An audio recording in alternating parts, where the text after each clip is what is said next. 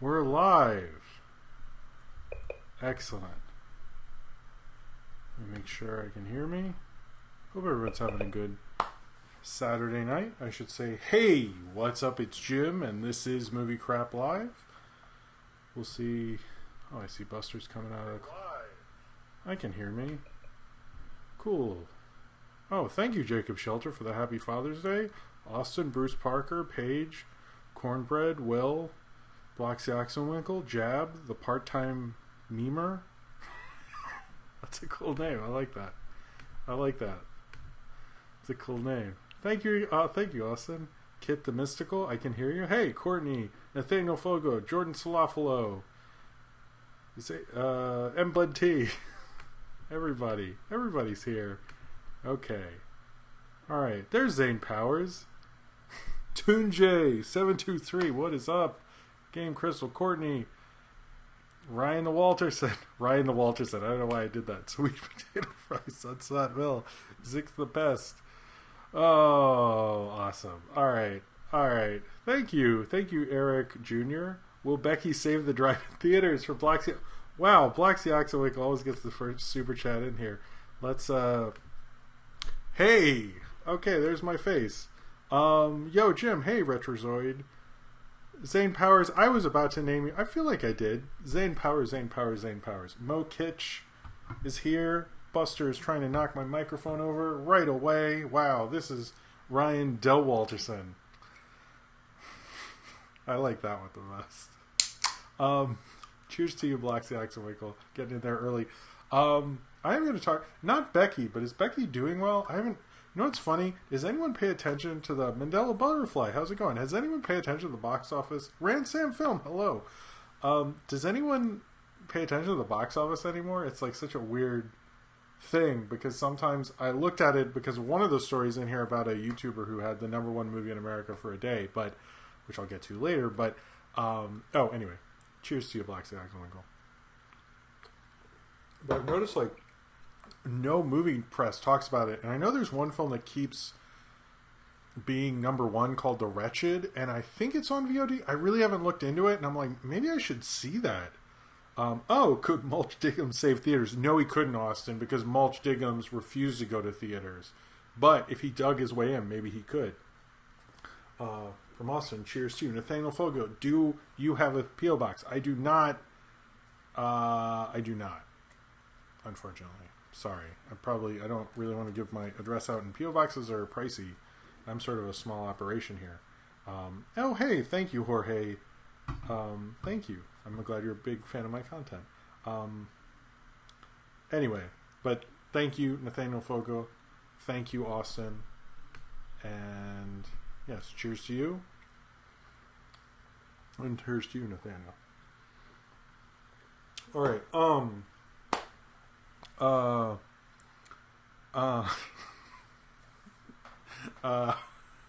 Sorry, I saw something in the chat that made me laugh. And Austin knows why.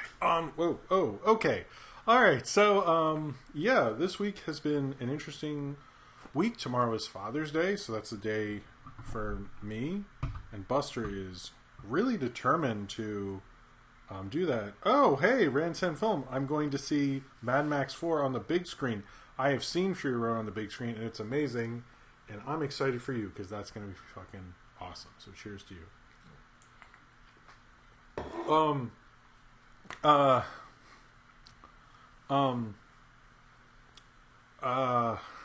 No, Nathaniel Forget. Well, you can give it to me next time, but thank you. That's very nice of you.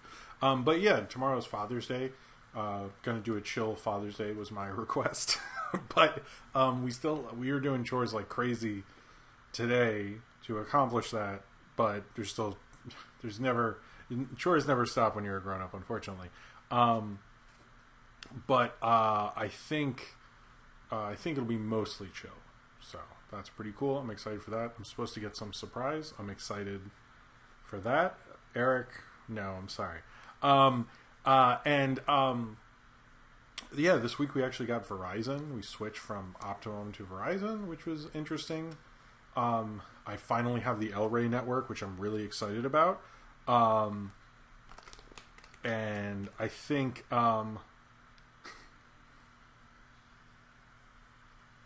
Uh, Zane Powers, how did you react to Mulch Diggums' death? First off, he didn't die in the movie I saw, so thanks a lot for spoiling the very, the obvious Artemis Fowl sequel that will come to Disney Plus in 2024. He dies?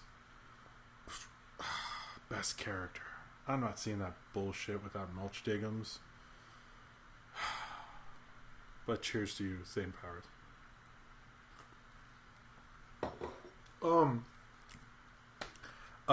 Yeah, we got Verizon, but the only thing about Verizon that I still feel weird about is the first time I've never had Turner Classic Movies, and I didn't realize that for some reason, and we might have to pay extra, and I don't know if I will, but I have to figure out the HBO Max thing, so I might just have HBO Max, but I never get to watch TCM. It's a big, it's a big conundrum, but I am excited for El Rey. I've already watched most of the George Miller, Robert Rodriguez thing, and I'm kind of getting more into Robert Rodriguez again, kind of having a little bit of a resurgence in my mind with him. Maybe I should do El Mariachi, and yeah, maybe I should do that. Also, before I don't know, this is just the shooting the shit portion of the show. But I'll bring up a couple more things. One, I figured out how to do chapters in Movie Crap Live. If you look at the last episode, I learned it much later in the week, but I've learned how to do it. So if you're watching this later, there'll be chapters on there. I won't be doing the time code like I used to, where the things at the top will be the things in the title. You can now just scroll through the little scroll, and it'll be right there. I showed Sophie Book of Life, which was our Friday movie. It was a huge hit. She's already watched it twice, a second time. Really into it. It was fun watching Book of Life again. I haven't watched that since I saw it in theaters, so it was cool to relive it. I thought she would dig it. I didn't expect it to be such a hit, so I'm kind of cool about that. And Mulch is alive physically, but he's dead inside.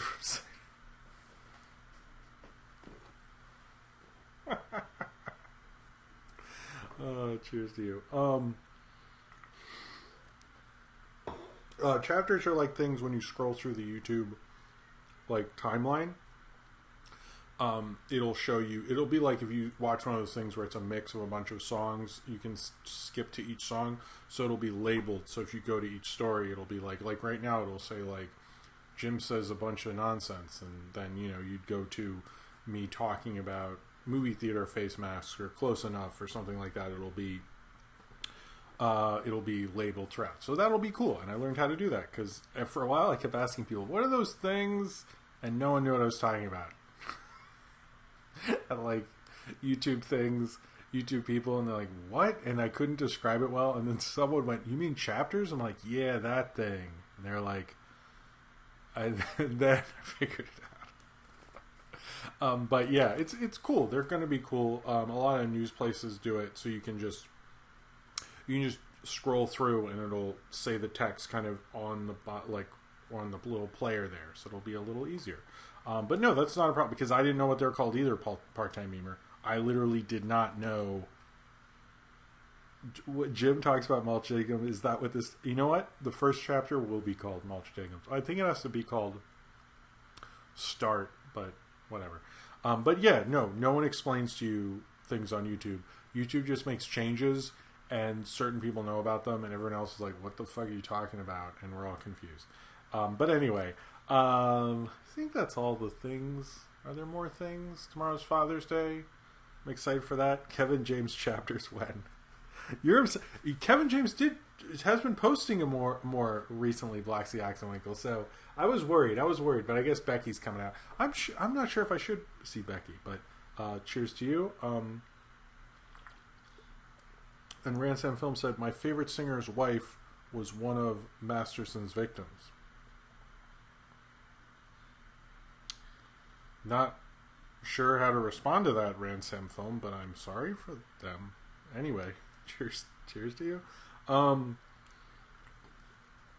Alright. So, should we just get into it? I have a good story at the beginning. This is not the story you think it is. I didn't mention this on Twitter. Sorry, I've been MIA from MC. Glad to be back, though. Thank you, Courtney, and thank you for the super chat. Cheers to you.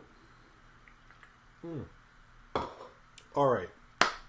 So this is not the story you're expecting, but it is a big deal to me.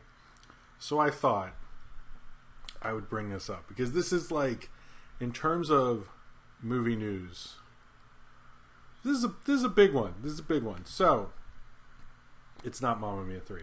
So I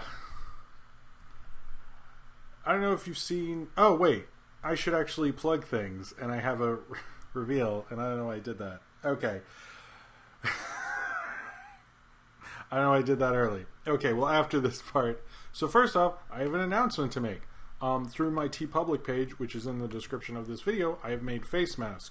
The cool thing about this face mask is every time a non-medical mask is sold, or one of these masks, TeePublic will donate one medical grade mask to Direct Relief. So, oh, I have another thing to talk about. Damn it, I meant to. Okay, anyway, so here is the link to that. It is $10 normally. It is $8 for the next 48 hours, and it does stuff for charity, which is actually sort of why I did it. So I thought it'd be cool if you, when you get the face mask, you take a picture of it, send it to me. I'll post it on Twitter or whatever, as long as it is safe for work, appropriate, all that stuff. But I thought I do actually want to do more charity stuff, which is, this leads into the other thing. I do want to do more charity stuff, actually, and I have ideas. But the mask does have my face. Well, you know, the cartoon avatar stuff. But you should, if you want to help support coronavirus relief, it is a great way to do it. And I thought it'd be cool. You can help support the channel and support coronavirus relief. So I thought it'd be like positive all around, and it would be cool. So it's there. Yeah, there's also t-shirts, but that does not benefit coronavirus relief if you want a t-shirt. But I'm mainly posting about the mask. So, if you saw earlier this week, Izzy said Jim and I will be streaming at 9:30. There was kind of a miscommunication. I am planning on doing some sort of a charity stream. In fact, kind of a fundraiser thing with posters I have from the first MomoCon. I have to figure out a lot of logistics with that and like the right charity, and I think it's going to be trans charity and all those things. And I want to do a stream. So, I thought. So that was the thing with that, but that is being planned. So I just wanted to let you guys know. So when it does, I don't know, I'll probably announce it here and then we'll go from there. Oh, Ransom Film said At the Drive-In's recent album 2017 is amazing. I listened to it once, but I never. But anyway, it's been a while. I should re-listen to it. Cheers to you, Ransom Film. But anyway, yes. If you, but I want to do more charity stuff because I feel like there's a lot of support now, but I was sort of like, I'm sort of more thinking of 6 months from now when everyone doesn't care, and you know, as much. And that's sort of where my head's at, is like, how do we continue this? So I'd like to do more stuff like that. And I'm planning it, but I want to do it the right way. I don't want to fuck it up. And this was one thing I could do that was the right way immediately. So that's why I did it. So it's a good way to support it. The channel, and it's cool, and I have ordered one, and I will wear it on the next show where I have it. So it might not be next week, it might be the week after. When I have it, I will do that. And if you'd like it later, the link to my TeePublic page is in the description of this video. And I think it says Jim Mask t-shirt for some reason. TeePublic's weird. Just click on that. It's the face mask. But I'll have a separate link to the face mask in here. Also, if you'd like to support me and support the show, another great way to do it is through Patreon. I do exclusive videos. I post a video that is a commentary for the Knock Force Quickie, Bay Bridge, and the whole origin background of that. Actually, I went deep into that because that was kind of an idea that I really pushed for, so I could go into the whole YouTube history of Bay Bridge. It's literally just about that quickie. But I realized it was long, but I'm proud of that one. But anyway, if you are a patron, check that out. If you're not, if you become one, you can watch that video, as well as every episode of my public access show, Movie Stuff Live, is Patreon exclusive. So another great way to support the show. The Mars Volta bassist was in a coma but recovered. Well, apologies to him, but I'm glad that he recovered. Cheers to you, Ransom Film. Another great way to support the show is it's a t-shirt of your mask. I don't think it's a t-shirt of the mask. Is it? Now I'm confused. Now I can't look at this now. Should I look at it now? Anyway, let me finish this.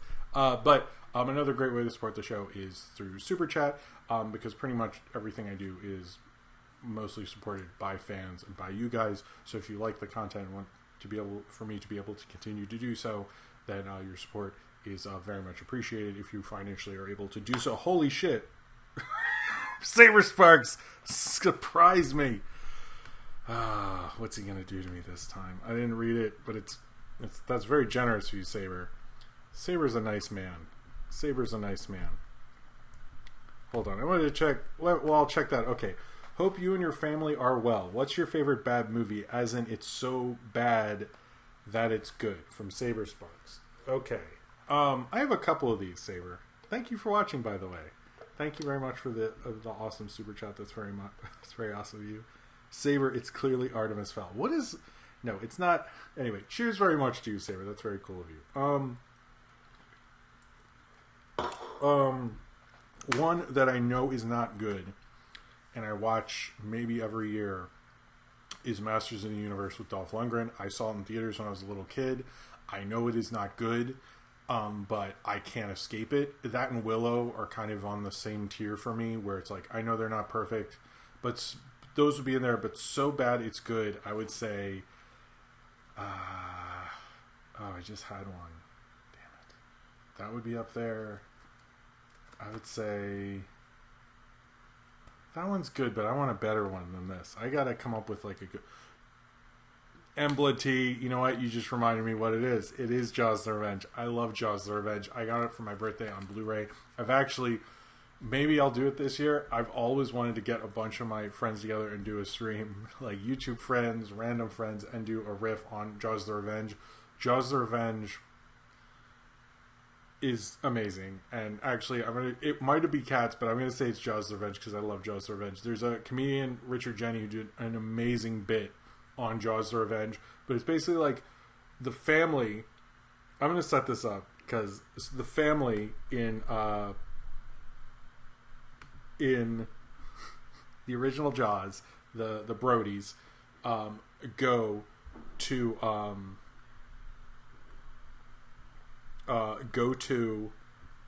Jamaica because they're getting harassed by the shark. They're scared of the shark. You know what I mean? They're scared of the shark, and they decide in Massachusetts. Sorry, Maine. Sorry, Jaws takes place in Maine. So they're in Maine. They're trying to avoid the shark. They go to Jamaica. When they get to Jamaica, the shark follows them. In fact, the shark beat them there. They got on a plane. The shark's there. Mario Van Peebles has an amazing Jamaican accent. There's weird art installation. It's just like, oh my god, it's amazing. It's Jaws the Revenge. Maybe I should do it on the disc. Jaws. Oh man. Oh, Ransom Film. But anyway, Jaws the Revenge would be mine. Ransom Film also with a super chat. Jaws 4 is some shit. Right, Walsh? That's funny. I hate Mex music though. Mex. I love the 30s, 40s era. Okay, that's cool, man. That's cool. Cheers to your Ransom Film. I like Black Saxwell. Idiot, they should have wrote a shark there. All right. Thank you very much, Saber. And before I get to the Discord and move on, if you click on the thing, it says Jim Mask shirt, but if you click on it, it takes you to the mask. I don't know whatever, TeePublic. Also, join the Discord. We have a lot of cool channels on there. If you love the community that's in the chat, or you're watching this later and you're like, hey, they seem like cool people, but I'm never available on Saturday night, you can hang out with them anytime you want. On the Discord, there's General, which is really great, but I don't know why I'm advertising that one. But there's things like Ask Jim a Question. If you never get to ask me a question, or I will skip over you, I answer every question. I have a ton to get to tonight. There's hi Zodberg. There's also suggestions for Jim, where you can suggest things I could cover on here, or things I can review later. There's also a shout out channel for artists, which I'm forgetting the name of because I'm a stupid idiot. But if you want to, post your own stuff and get people to check it out, that is a great way to do it. It's a really cool thing. There's the novelty cards thing, so you can see when I have new cards. See, I have Joker cards now. I post them in there. It's a really great thing to do. Black Saxon Winkle, you should. But I would say it is a great community. I really like going on it, and I need to spend more time on it. And it's great. And Austin and Zane Powers do an amazing job. Anyway, before we move on, Mandela Butterfly says, Jim, isn't your favorite bad movie The Blind Side?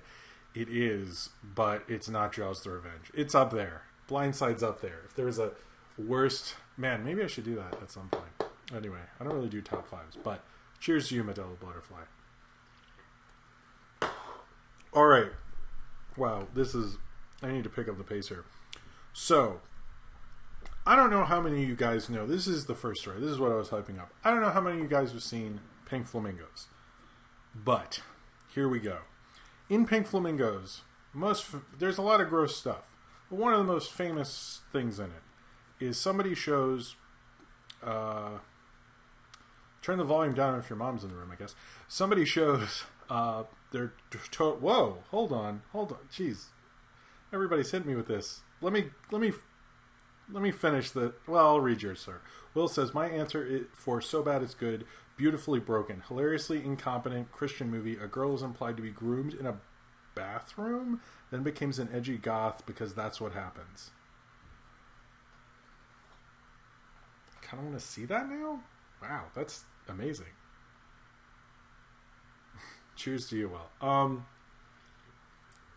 Alright, so, in Pink Flamingos, somebody... Basically, I'm just going to tell you what... Somebody spreads their cheeks and shows their butt, their asshole, basically, and makes their asshole sing.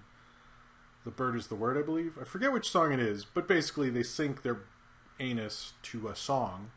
And that's in Pink Flamingos. So, no one knew whose asshole this was.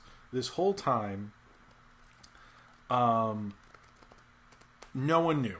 Until he died this week. So that asshole is fucking dead. I guess you could say. But, basically, John Waters had a, it was Surf and Bird. Sorry, Surf and Bird, what they do. In there, but John Waters had an agreement he would never reveal who this was until he died. He died from a pneumonia. He was actually a computer analyst at the Social Security Administration in Maryland. No one knew who this guy was. His name was David E. Gluck. It came out. This was probably one of the biggest stories for me. But yes, he really did die this week. But it was kind of one of the biggest things that, like, it was like this mystery who this guy was. Who was the singing asshole? Literally, and we found out this week.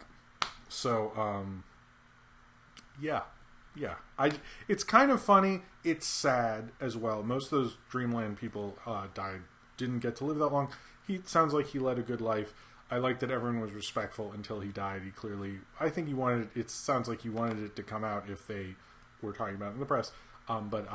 Yeah, that came out this week. I just thought... But if you ever want to watch Pink Flamingos, that's what it is. I'm sorry I missed your super chat. Ransom Film says, watch Cotton Falls movies. He was a golden era actor. Okay, thank you very much, Ransom Film. I will hope to check that out one day. All right, cheers to you. Okay, so... Never forget, Alvin has seen Pink Flamingo. So, we need to get shit moving. So, the face mask thing. Here we go. Basically, I think I've talked about this on a previous show, that was going to be a thing, that other theater chains had said that they were going to not require people to wear face masks when they came in, if that state did not require it.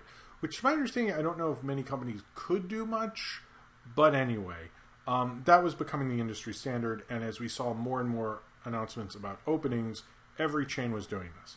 Then on Thursday, AMC, which was, of course, the last to do this, by the way, the last to announce if they were going to, when they were going to open, they came out and said, we're not going to make people wear masks. We don't want to make this a political issue, which at first it was like, every theater chain's doing this. Why is everyone freaking out? And someone on Twitter, and now I forgot who it was, brought up that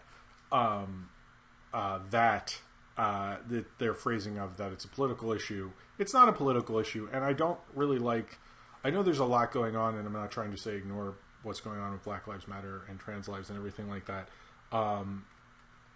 But I still think we still need to be talking about coronavirus as well as paying attention to that.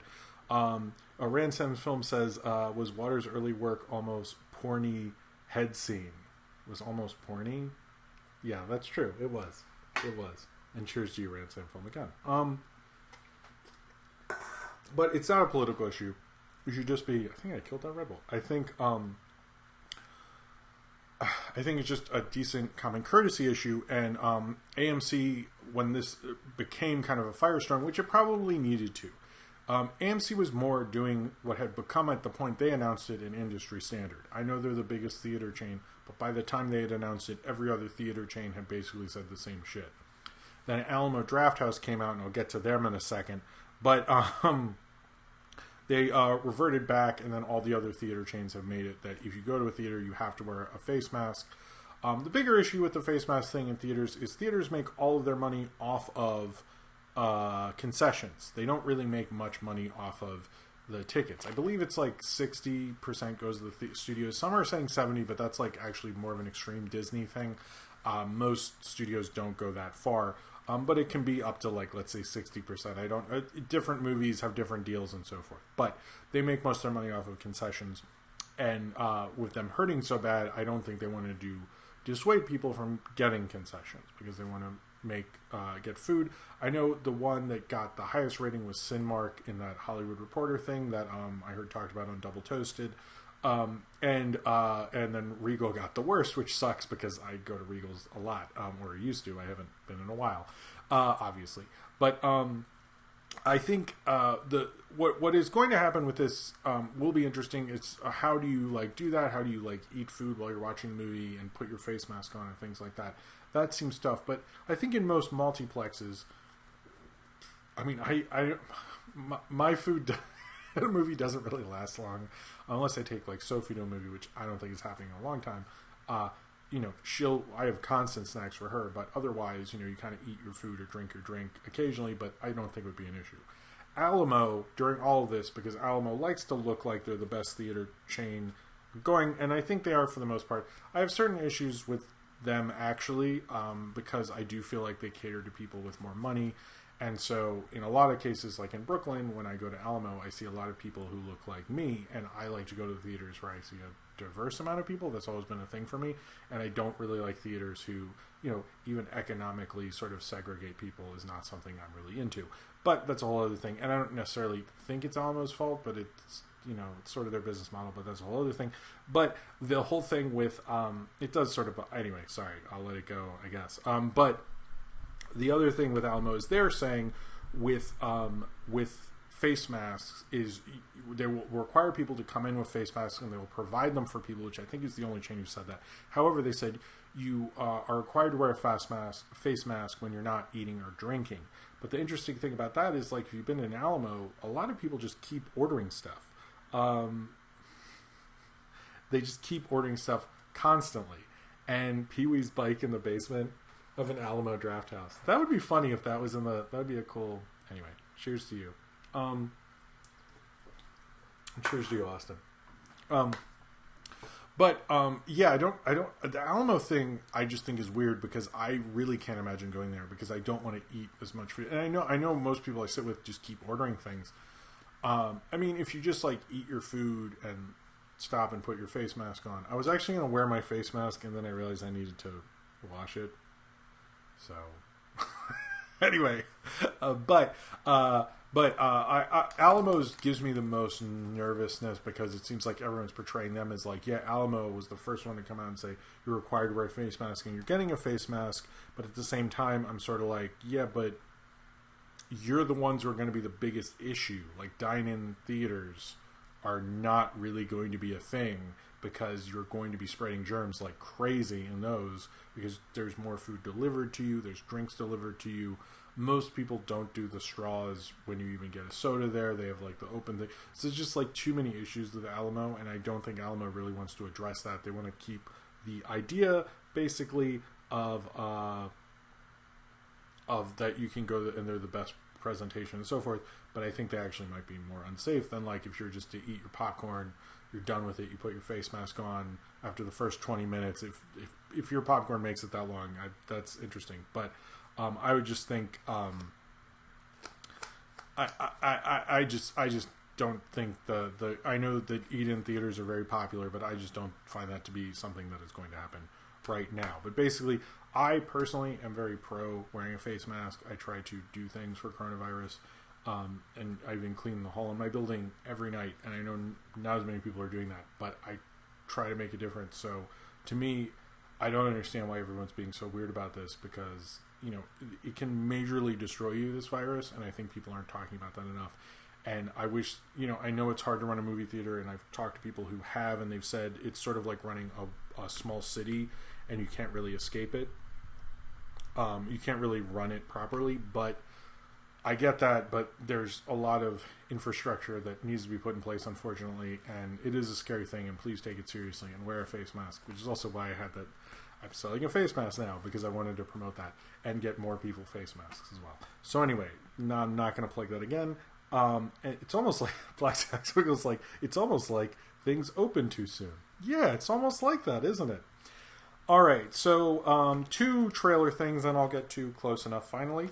There was a great animated trailer for Candyman, which who knows when that's coming out, and fuck if I can remember at this point, and I don't even want you guys to post in the chat, because as soon as you post it, it'll probably get changed. However, it goes through the racist kind of history that plays into a film like Candyman, which I think was appropriate to release that cartoon now, but it is a really great trailer. I thought they did a great job with it. A lot of people are saying it's one of the best animated shorts of the year. I don't know if I'd go that far, but it was actually really cool, and it got me more hyped to see made me actually think about watching Candyman again, which I saw is on Netflix, so which will be in my recommends later, because Candyman's awesome. Also, after the other trailer, that I know there's been a lot of talk about this film because it was the biggest sale in Sundance history by $1, because they wanted to make that, I don't know, whatever, is Palm Springs. It's going to be on Hulu in July and at drive-ins, and it's basically a time loop movie with Andy Samberg and I forget her name, but she played the mother in How I Met Your Mother, and it looks fun. I'm sort of down for it. I don't think it looks amazing. It's like a lot of people said, it's not good enough to be the biggest sale in Sundance history. I don't even think it's like that notable enough for that, but it looks like a fun comedy, and it's also going to play at drive-ins as well. Yeah. Okay, so Close Enough. I'm gonna drink some water after we killed a Red Bull already, guys. This is crazy. Close Enough. I am very excited for this show. I'm a big Regular Show fan, as I made that whole essay about it, but Regular Show was a big show to me, and I almost can't escape my own personal thing on Close Enough, because it reflects my life so well, that's probably one of the things about, like, husband and wife who have a little daughter, and so, although I think their daughter's older than Sophia's, but going from Regular Show, which I think it ended like 2 months before Sophie was born, and I feel like that was my life then, and this is my life now. So I'm very much excited for it, and I keep thinking about that when I see the trailer, and the trailer just keeps solidifying that for me. It looks like a fun working class sitcom, which I really think we need right now, animated or live action. I know a lot of people, there's a couple things with it they did. Basically, character trailers for each of the characters, which I thought was good. I'm really excited for Jason Mantzoukas, who is a great voice actor. He did do stuff in Regular Show the movie and was working with J.G. Quintel. It seems like they're doing more now. The 2017 trailer, I know someone was saying it was a lie, and I've heard more people say that, but I think that was more of like a proof of concept kind of trailer, and it got released, and I think they thought the show was going to come out sooner and it would be corrected and all this stuff to build hype. So I think that got out of hand personally. That's what I think happened, but it looks amazing. I'm really excited for a new J.G. Quintel show. I'm really excited for when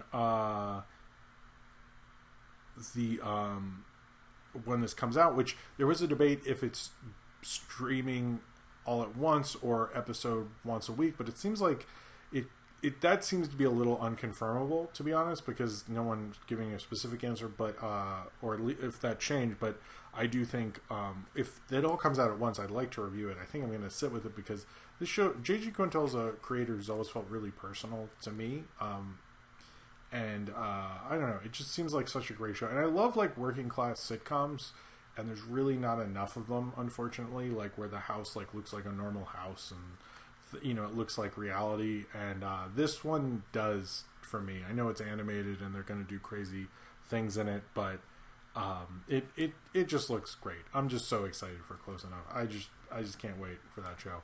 That's definitely like my most anticipated thing right now is Close Enough. And you know, I am worried about like a season 2, how that'll happen. I notice a lot of people are.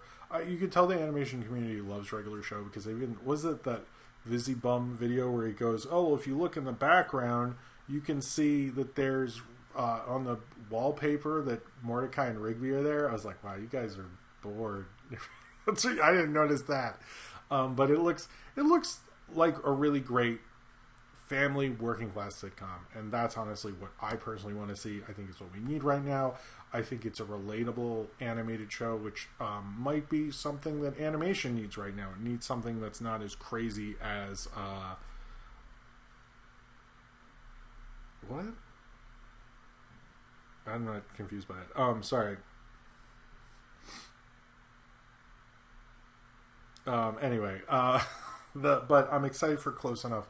I think it'll be really cool, but I think it's what animation needs right now is sort of like a more down to earth kind of animated sitcom. I think it would be good for animation in general, because I think we do a lot of fantastical stuff, and that's great. But I think J.G. Quintel has more of a modest style, and I think people could get into this. I hope it works for it, but it's also on HBO Max, which no one really uses, so I'm hoping they work out a Roku deal to help this show, because I'd really like it to be something. The other thing, and these both came out at Annecy, was the Cuphead first look, the trailer and the stuff that came out through Annecy. That looks really great. I've noticed, so here's my thing about Cuphead. First off, I think it's amazing. I really want to see it. We have no date, but it looks just like an all-audience, great animated show. It just looks utterly, beautiful, amazing. Any animation nerd would love to see the Cuphead show. Absolutely. Going to be amazing and great. But why does everyone keep referring to this as rubber hose animation? Like, I get that term, but it's just the Fleischer Brothers. Like, anytime I hear a reference, I'm like, this is just say the Fleischer Brothers. Just say the Fleischer Brothers. Like, they say it's like, isn't he on Inkwell Island? Their cartoon series is called Out of the Inkwell. Like, it's the fucking Fleischer Brothers. Just like I don't understand this. Like, it's like I don't get it. Like, what's going on here? What is this? Like, does anyone who's reporting on this know who the Fleischer Brothers are? Because they don't seem to get these very obvious Fleischer Brother references, and it's like fucking bugging me.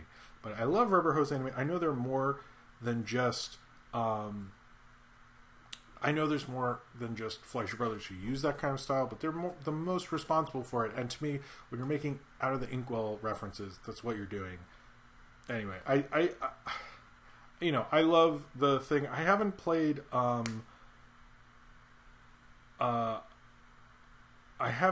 played the game. I don't really know how I could play it. Do you need a system? I don't know. Maybe I should.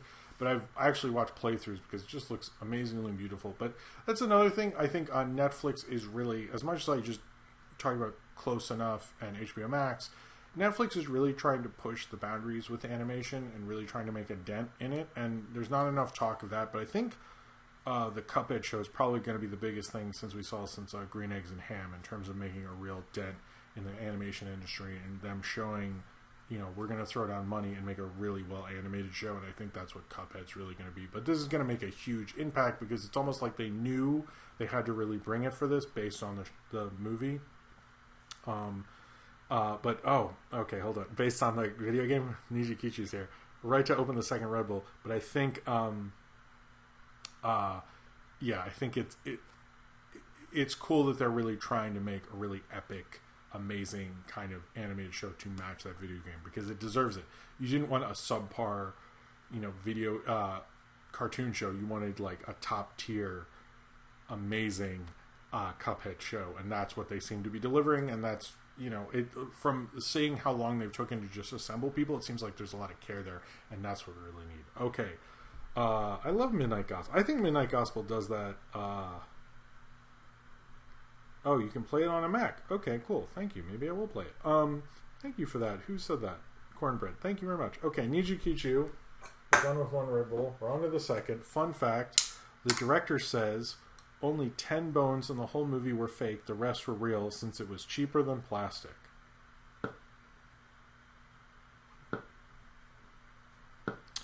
I guess that's fun. You know what's interesting about that, Niji Kichu? And thank you for being here. Cheers to you. Niji Kichu's like a panther, and you don't see Niji Kichu, and then comes at you with the fun fact. What's interesting, that was Tobe Hooper, and Tobe Hooper, most famously, when he directed, we're not going to get into directed Poltergeist tonight, but let's say he directed Poltergeist, and they actually had the problem when she was in the water, the mom was in the water, those are real skeletons. In Poltergeist, when it's about moving bodies, which you'd think they know, but yeah, he has like a weird, real bone thing going on. Huh. Anyway, that's interesting. I'm curious how often he did that. But yeah, alright. Cheers to you, Niji Kichu. That was a great fun fact. So, this is kind of a both two movies, but it's kind of the same thing. It's basically this VOD being an ideal distribution method, and it seems like the glass ceiling has shattered on that shit, which it should have before, because as I've said, to set it up, basically, Universal was saying Trolls had broken all these records and they made all this money, and you get about 80%, I think it's like 80-90% of the money from on-demand right to your studio. The thing with that is, even though it seems like they made more money than the first Trolls, it's harder to fight piracy, and it's also, the thing with just going to VOD is, if you're a normal movie, and the bones came from India? What? Okay, anyway. Apparently, so here, if you come out in theaters, you have your big promotional campaign. It's everywhere. You're like, go see Trolls World Tour, blah, blah. And then 6-7 months later, it's more like 4 months now or whatever, you go to VOD, you go to Blu-ray, you have standees in standees, whatever, in Target. You have a whole new advertising campaign.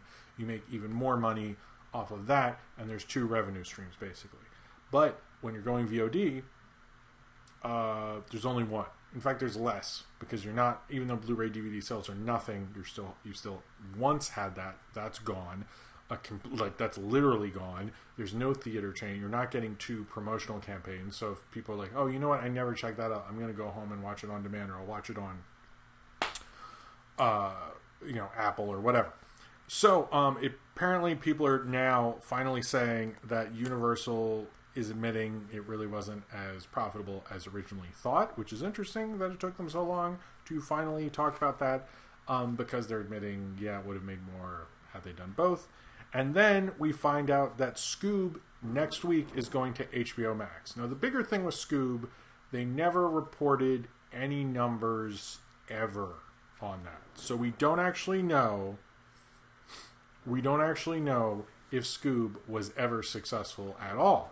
We've never heard anything in terms of numbers. Now, Scoob was streaming in other territories on Netflix. They did do other streaming rights, so HBO Max will only be in America. If you're watching this somewhere else, it might not be. I'm not exactly sure. But the fact that they're doing this so quickly in America shows to me that they knew this wasn't going to do well. They did give some of the money from the VOD deals to various theaters. Apparently you had to watch it on their website, which was not abundantly clear to me at the time, so I doubt it was clear to most of you.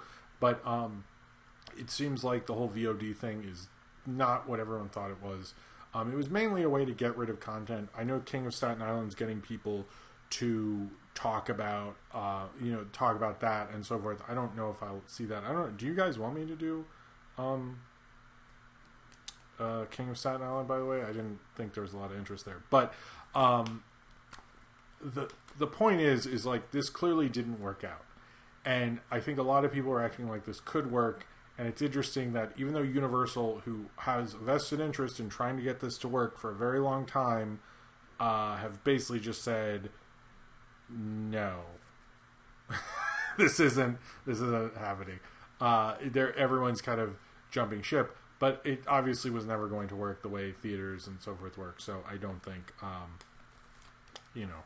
I don't think I think they're starting to realize that. And the HBO Max thing and the Trolls things, the HBO Max Scoob thing and the Trolls thing happened within the same, like, 2 days of each other. So it just seemed like everything was sort of falling apart.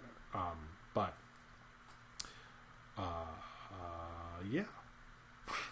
Basically. You know. But yeah. All right. So moving on from there. Yeah, it is weird they never released those Scoob numbers. I kind of wonder why they never did.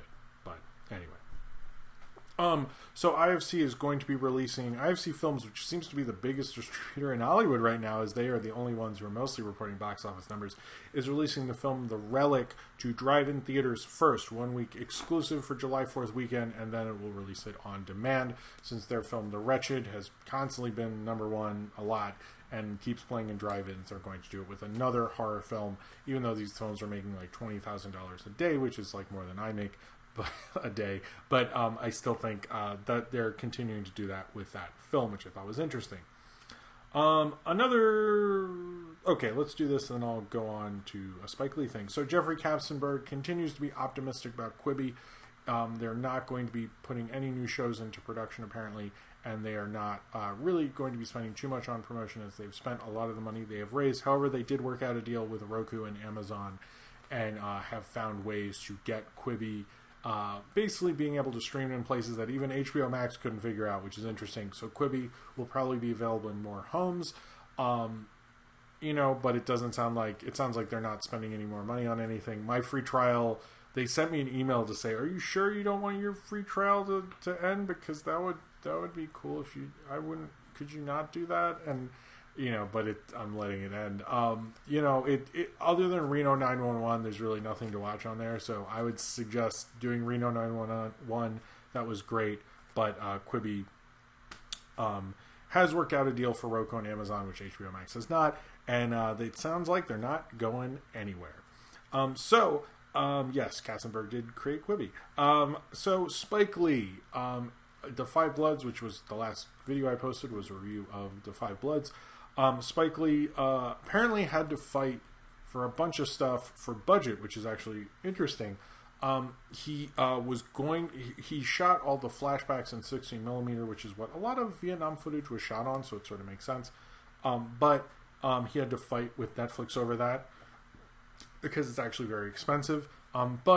Which is surprising because Netflix has never really fought anyone on budget. That's kind of a lot of people were surprised, especially from someone like Spike Lee, who's a big filmmaker and just won an Oscar and is in definite high regard and things like that. They wouldn't spend a ton on it, which is also why apparently in the flashbacks of it with Chadwick Boseman's character is young because his character died in Vietnam. That's not really a spoiler at all. And the other guys who are now older, the older actors play them, and they don't do digital de-aging on them. And apparently that was mostly because of budget, according to the DP and several other people. Now, this also might be because the cast, which is mainly character actors, actually, there was originally a bigger cast. And if you saw in some places it talked about how Denzel Washington, his son, was going to be in it, who were going to play the two lead guys. I forget his name now when I said it before. They were going to play, and then Samuel L. Jackson was going to be in it, and Don Cheadle, and Giancarlo Esposito, and it was going to be this crazy huge cast, and then they had to change the shooting schedule, and they all had to drop out. So it might have been Netflix was going to do this huge hit thing, but the only real big person in this is Chadwick Boseman, who plays kind of more of a supporting thing. So, but it is interesting, what could have been of The Five Bloods, because I was like, man, a Denzel Spike Lee reunion with Denzel and his son in it, and Sam Jackson and Don Cheadle and Giancarlo Esposito, who's in Do the Right Thing and been in Spike Lee movies forever. That would be an amazing. I was kind of, even though I liked The Five Bloods cast, I was like, I don't know, that sounds amazing. So I sort of wish that could have worked out. I think that would have been cool. But what we got, I think, was still cool. It's just interesting that they fought him on The Five Bloods, and it didn't have a huge budget, but I guess maybe because Miracle of Santa Ana seemed to have a bigger budget than this one, they didn't want to go too crazy. But to me, it's kind of the only real big Oscar movie right now, even though the Oscars got pushed back, and we'll get to that later. But it was cool to see a Wire reunion. I liked it, but it is interesting that Netflix sort of fought the budget on that. A lot of people are actually really shocked that they fought Spike Lee on budget, because Netflix never does that. Like, why fight it on a Spike Lee movie for 16 millimeter, which aesthetically makes a lot of sense. So anyway, the shit part was amazing, where it's like, shit, that was really cool. Alright, so another thing at Annecy we found out is that Goro Miyazaki's new film, which I think we're now setting, there's some debate on what the title was, but it seems everyone's just decided it's Erwig and the Witch, and it's the first kind of CG film from Ghibli, which is Ghibli. Oh, I thought Ghibli was over, but now it's not over. That's very confusing to me, but whatever. But Goro's new film, it looks actually pretty cool. It's sort of like the best transition I've seen from the Ghibli style into CG. I think it's actually a good thing for him to do, because he's had a real rough go of it in terms of the Japanese press, and basically, like, his dad sounds like a jerk to him all the time, and, like, I just feel bad for Goro. But anytime I read about him, I'm like, man, can I just give you a hug? But the design looks really cool. It looked like a pretty seamless transition. I think at first, when you hear of them finally making kind of more of a CG film, you might be like, ugh, I don't want that. I want the traditional, beautiful Ghibli thing. But I thought from the stills we got from Annecy, it actually looked a really, really cool, looks like a really cool concept. It looks like a cool design. It looked like they transitioned it really well. So sort of like what they did with the Peanuts cartoon, where you're like, oh my god, that looks like how Peanuts should look in that. That's amazing. So I actually thought Artemis Fowl would have been better if it had a Duncan Cheeto as the butler. Not going to argue with that. But yeah, it looked like a great transition, so I'm excited for that. Sorry if you hear fireworks. People are shooting fireworks in my neighborhood all the time forever, so especially around this time. So there's going to be a Daria spin-off, and it is going to be of the character Jodie, who's now going to be voiced by Tracy Ellis Ross. Now, Jodie was a character who, and this is going to be on Comedy Central, not on MTV. Now, I get wanting to have more diversity in animation, and I get wanting to have, more voices and black women, but, like, why Jodie from Daria? Like, I know she was one, even back in the 90s, people wanted to push a lot, like MTV was trying to push, and I remember hearing rumors of that. But it's supposed to show her like grown up in a complicated world and stuff. But there's certain things that are weird to me. Like, I like Tracy Ellis Ross, but why not have the original voice actress Jessica Jackson? Like, why would you not have her? Because there's obviously going to be a difference. I mean, I thought Jodie is cool, but I just, and I'm not really against it. It's just like, why Jodie? Like, I just find that to be a really weird kind of choice. I think it's like, couldn't they have just made like a different show about a black woman that's animated? Like, why? Like, what is the take that's like so great? But Daria was sort of a nothing character in Beavis and Butthead, so I could see like the concept at least, or maybe Tracy Ellis Ross has a really good idea with it, other than the basic log line we got. But it's sort of like a weird one, because you're like, if it was like Jane or her brother Trent, or like someone who's a character who we're more attached to, I just don't get that from Jodie. I don't know. I'm not like, I'll probably watch it. It's just sort of a weird spin-off. Like, I know Viacom really wants to use their IP and do things with it to expand it, but we'll see what happens from there. Okay, Embla T. Oh, another Philippines, $125 in Filipino pesos. Fun fact: the director of the critically panned McConaughey video game Serenity is also the co-creator of Who Wants to Be a Millionaire. I didn't know that. That's interesting. Cheers to you, Embla T. Thank you for the pesos. Don't freak out at my third world money. Oh, hey, Cartoon Freaks here. So another thing that kind of got announced at the NSC is Star Trek Lower Decks. It's from a Rick and Morty writer. It sounds cool. It sounds like a cool concept. We'll see what happens with that. I don't actually. Anyway, sorry. That there's not much to that one. All right. So big news was Weta, the Weta Digital, or the visual effects company, has announced they're going to have an animation studio. They're going to start doing an animation studio called Weta Animation, which will focus on making animated projects both for TV and for movies. And Peter Jackson and Fran Walsh will write and direct films. It seemed like they might be doing them separately, not together. However, I think this is actually could be a huge deal. And a couple people are saying this might be one of the biggest stories in terms of the next 5 years, because Weta Digital, like, if you look at all the advancements they've made over the years with everything from Gollum to basically Gollum to the Avatar films to, I believe they did Planet of the Apes. They've done so much great work, and that's pretty much, it's animation. So I think they could do something cool. A new Peter Jackson directed film, I think, would be amazing.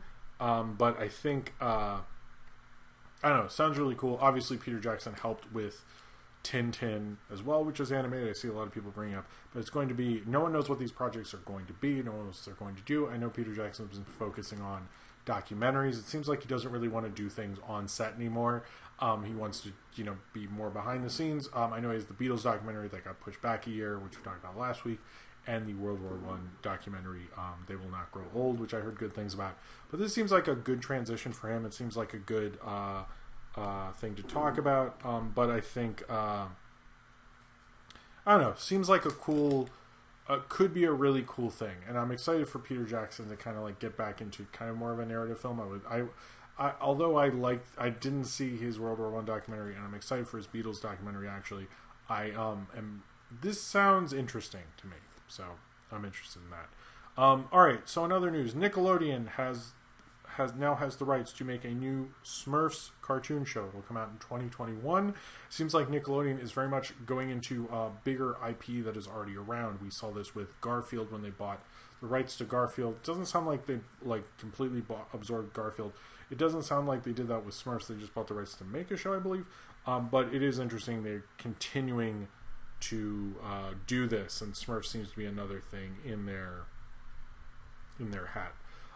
Solar Opposites and Crossing Swords was renewed for season 2 on Hulu, both at the same time. Sounds like the announcement just happened, but I was curious why Solar Opposites happened before Crossing Swords. Maybe Crossing Swords debuted really well, or they just decided to announce them together.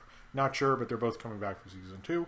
Oh, thank you. Daniel Vasquez says, "Hey Jim Gisriel, do you think that Soul could hit $1 billion worldwide?"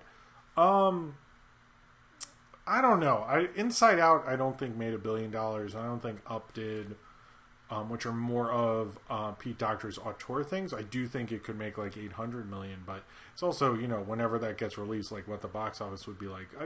Potentially, if it really like ignites the world, but a lot of those more original Pixar films don't make as much as you think they do. They make a lot more than most like kind of auteur big original things do. But I don't know about that. But I think there's potential it could be. But thank you very much for the super chat. And cheers to you. So, the Snyder Cut. Remember that? There was a clip released this week, even though, why? Because it's not coming out until 2021. But, hey, we can't stop doing the Snyder Cut. So it shows Wonder Woman looking in a cave, and she's like, oh, Darkseid's a thing, and you see a faraway image of him, and you're like, cool, it's going to have Darkseid. And even though originally, if it was the original Justice League, Darkseid was supposed to be, or Darkseid or whatever, was supposed to be like just like hinted at, and he was going to be in the second Justice League movie, but now he's in the first one, even though that doesn't make sense if this was actually the Snyder Cut of the first movie, and this completely debunks the idea that there's going to be that there was a real Snyder Cut before this, but whatever. It seems like he's rewriting the whole thing, and Darkseid's going to be in it, and it's just like, whatever. I don't know. I don't get this. Animorphs. There's going to be an Animorphs movie in development. Now, here's the thing with this Animorphs movie, and everybody freaked out about it. It is a deal with Scholastic. It is not a deal with a movie studio.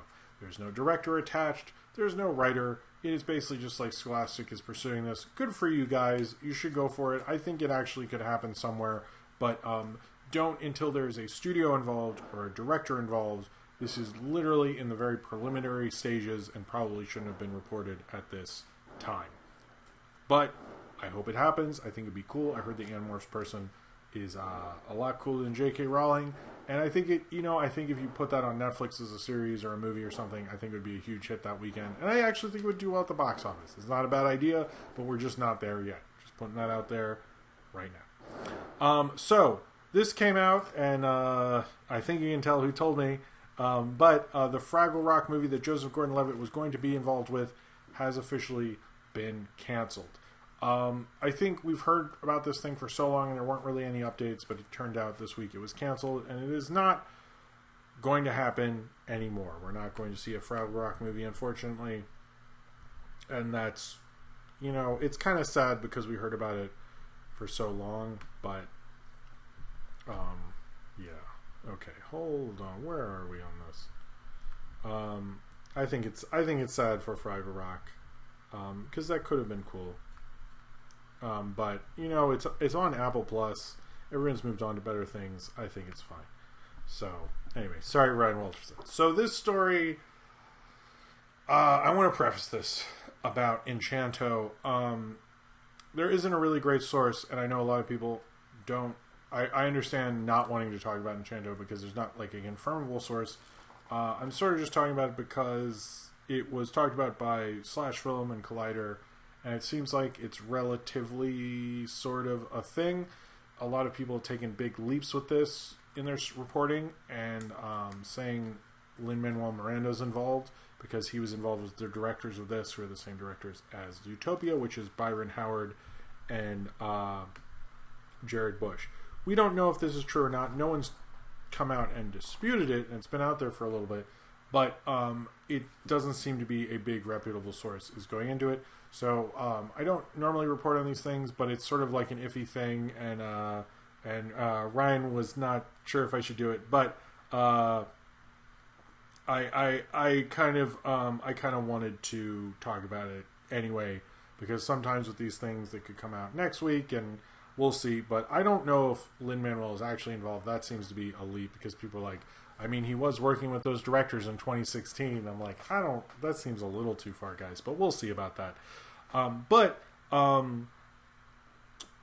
It seems that there's this film called Encanto. It is supposedly about a young girl and her family in Brazil who all have magical powers, but sadly this young girl has no magical powers. It takes place in Brazil. There's apparently one co-writer who is of Hispanic descent, but the other two guys are not. We'll see what's going to sort of happen with this. It's also early days in a Disney project, so it could completely change, and this could just be like what came out at this time. But the thing is Encanto has been, it's out there. People are at least talking about it. I'm curious if Disney comes out with a more press release with more information in terms of casting, if Lin-Manuel's involved or not. That part of it seems very sketchy to me, and we'll go from there. But I'd say look at this with a grain of salt. Because it has been reported by places that I would find reputable, but it hasn't been placed. It's kind of like not all the way up the chain, and you'd think a Variety or Hollywood Reporter would be running with this, and they haven't, and that does bring a lot of questions into that. So there was another trailer for Animal Crackers, which is coming to Netflix on July 24th. It's sort of similar to all the other trailers. It has cast intros and stuff like that. My thing with Animal Crackers and watching it this time, is this like the only way zoos can have animals now that that's, no one puts up with zoos having animals anymore? Is that, this guy eating these crackers and becoming animals? But it's also like, how long can you supply these crackers? Like, are they just putting magical spells on animal crackers to have to specially make these things? I don't know. I'm half with Animal Crackers where I half think it looks sort of cool and half thinks it could be the next Wonder Park. I don't think there's a real, not really sure which one it is at this point, but it doesn't seem, I don't know. I'm going to watch it. I don't think I'm going to show Sophie. So that's kind of where I'm at with Animal Crackers right now. I don't know. It seems like two concepts at once, because like you have these animal crackers that turn you into stuff, but but also you're in charge of a zoo, but also you can help the zoo by becoming animals, these animal crackers. I'm just like, what? Anyway, Animal Crackers trailer came out with fantasy. Looks the same as always is. I just have a lot of questions. But are people like, is it like, did they make the crackers so they wouldn't have to transport animals, and now that animals aren't as okay with circuses, and they're like, well, we can beat people, but we can't beat animals? Is that it? I don't know. Anyway, this is what I'm thinking. So, two big sort of industry deals that are kind of cool. Mark Cherry, who did Hair Love, the creator of Hair Love, has inked a first look deal with Warner Brothers Television, which is actually really cool. No word on really anything to do with that, and he just has to go to Warner Brothers first with all of his pitches, which is cool. He has that kind of infrastructure. I hope something comes out of it. It's interesting it took them so long to announce this. From what I am to understand, it's been involved. Buster, do you want to be on? To my understanding, this deal was done a while ago. They're just reporting it now. Buster! Do you want to see yourself? Let's bring up the thing. Say hi. Say hi to the chat. You like being on? You see, you do this a lot, where we're like hanging out, and then, oh, you want to go? Is that it? No? Oh well. You guys got Buster. That's cool. That's a thing.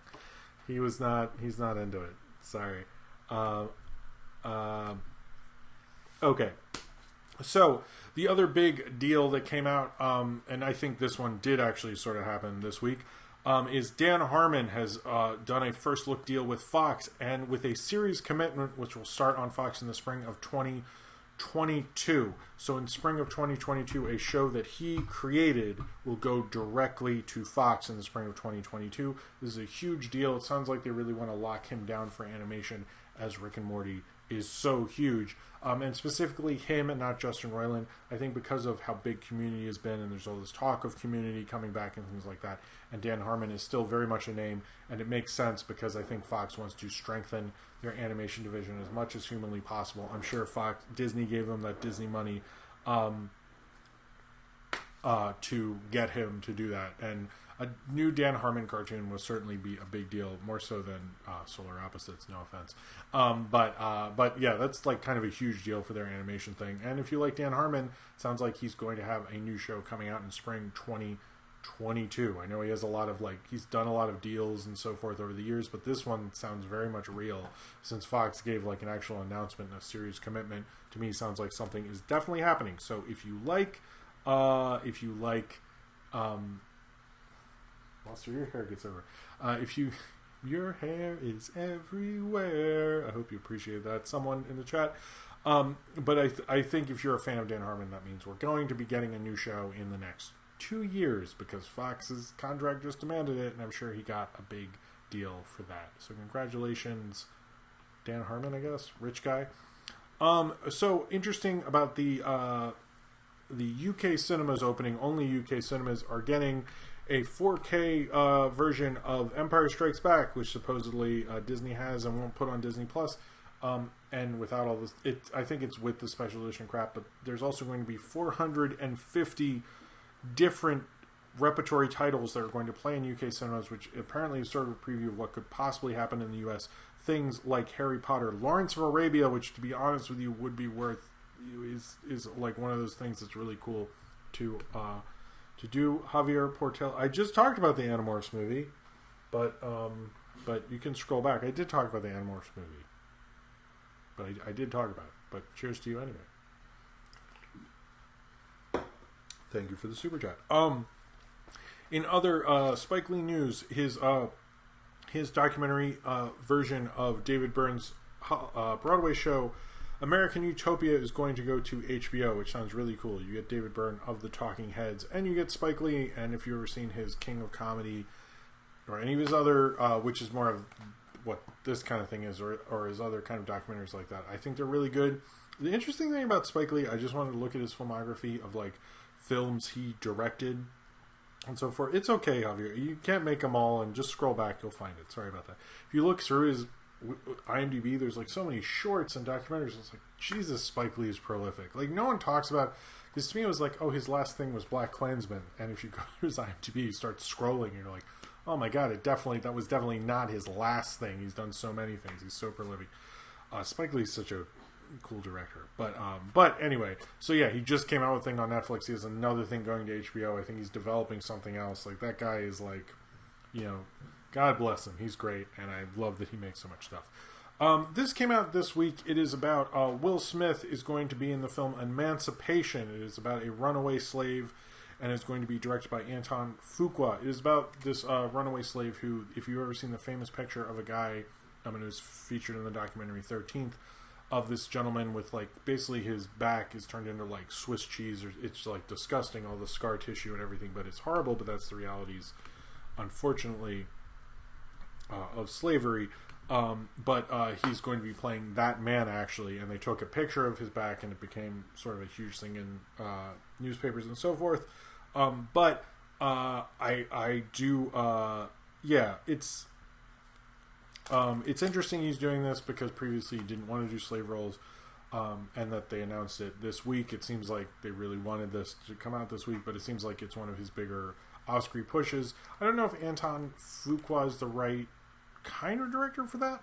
He doesn't strike me as someone, but I think it'll be a good way to mix kind of an awards thing with kind of more blockbustery thing. I think Anton Fuqua would probably be good at that. He did get Denzel his Oscar for Training Day, so I think, but it doesn't seem like an Antoine Fuqua thing, but it's interesting Will Smith doing a role like this, because it doesn't normally. A lot of people are saying he wants to kind of gear up and like change around his career. He's been talking about this for a while, and this is more of an actor push, which he's really been trying to do a better job of that in recent years, and this is more of a push for that as well. Warner Brothers, through their Twitter, actually suggested that there's going to be a major announcement with Goonies in September. Don't really know what it is. I watched the announcement. I have no clue. There's been no Goonies 2 rumors or anything like that, but they heavily hinted that there's going to be something with Goonies in September. We'll see what that is, whether that's a Buster and Toulouse are fighting. We'll see, off screen, of course.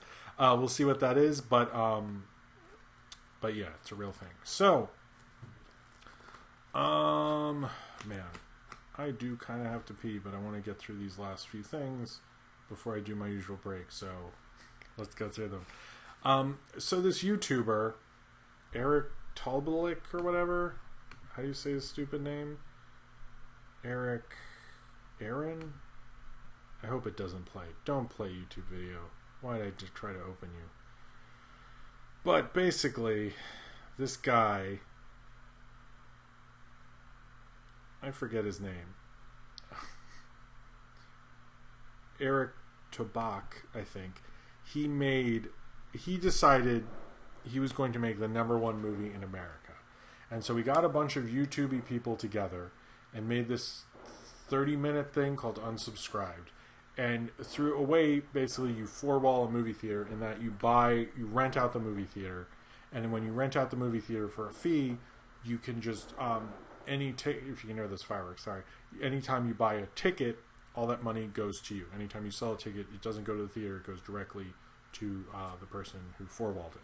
And he decided if he could do this with his own movie and just keep buying tickets, anytime he'd buy a ticket, it would just go back to him. So I think he just kept reusing the same amount of money to buy each of the showtimes.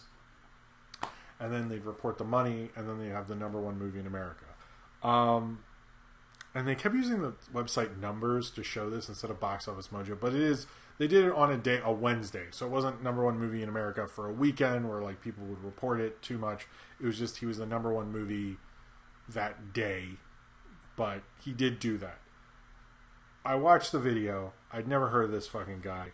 But I get it's funny because, hey, we have this opportunity because of coronavirus to make this thing. He basically just makes Unfriended, but it has YouTube people in it. I have never heard of any of the fucking YouTube people in this thing at all, like ever. Never heard of them. It's just like attractive rich people. So whatever. I kind of at first I was like, oh, that's kind of funny and cool, and I like sometimes when people in film are opportunistic, but at the same time, I sort of think he just sort of took advantage of a lot of stuff to like get his name out there. It doesn't sound like he made like an actual good movie. It was pretty much a lame unfriended, and they like there's one part who's like the script is so good, man.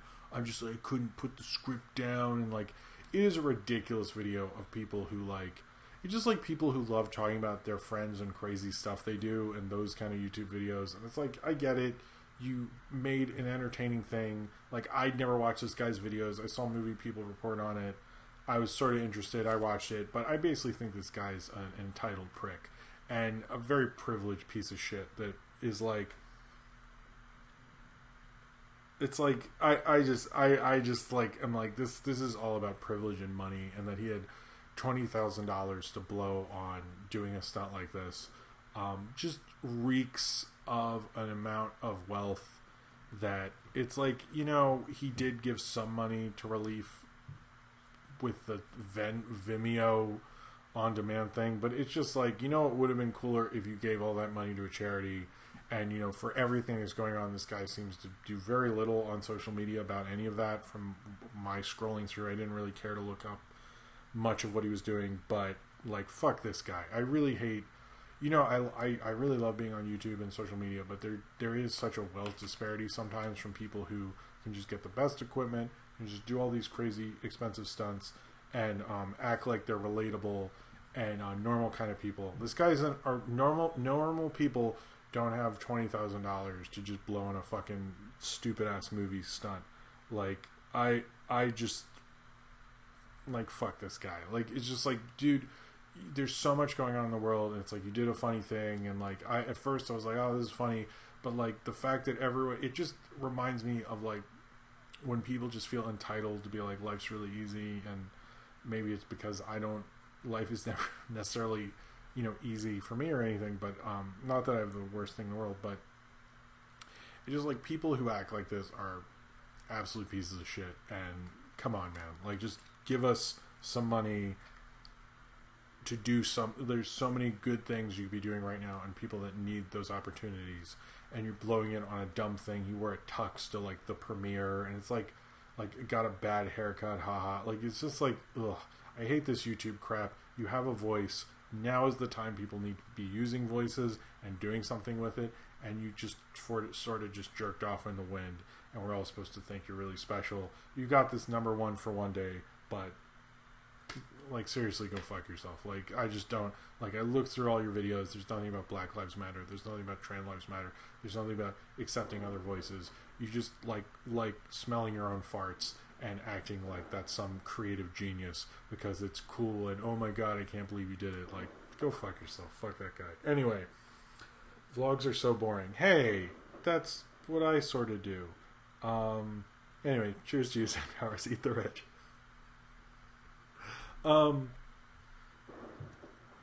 Yeah, you can hear the... Oh, it's the 10th anniversary... The 20th anniversary of Chicken Run, sorry. And the 18th anniversary of Lilo and Stitch. That sounds like a good double feature. The fireworks are sort of for Juneteenth, but fireworks in New York kind of... I'm not sure how long the fireworks are going to last this year, because you usually get like 5 or 10 days before July 4th and 5 or 10 days after. And I think because Juneteenth is a much bigger thing this year, a much bigger thing this year, and I think July 4th and all this stuff, I think it's going to go... You're going to hear this next week, basically. But I think it's still for Juneteenth, and also I've noticed I saw a lot of firework when I was walking around, firework wrappers around the neighborhood. So I guess people are selling them. Everyone's being very nice to my vlog, so thank you. Thought those were films, not vlogs. Thank you. Bro, he says he's apolitical. I like that. Alright, only a couple more things. I'll cut one thing. Whoa. Okay. Maybe I should just turn the camera. Well, I can't really do... Anyway. So, Edgar Wright has announced his next project. It's a film. It's based on a book called The Chain. It's actually a lot more serious, and the script's already written by a female screenwriter. It's not something he's developed, but it's based on a book and then turned into a screenplay. But it's a crazy idea of basically these... this family has their 11, 12-year-old daughter kidnapped, and to get her back, they have to kidnap another kid, and then the parents of the kid they kidnap then have to kidnap another person, and if then those parents do that, they get their kid back. So that sounds horrifying, and I don't know, like, that sounds very different from Edgar Wright, but there's been a lot of attention on it. It does sound like it could potentially be his next project. He is sort of one of those directors who announces a bunch of stuff. He had a Kojak the Night Stalker with Johnny Depp involved at one point. I don't know what happened to that. Fun fact from Niji Kiju, fun fact, Artemis Fowl was in development for 20 years. That it was, and cheers to you.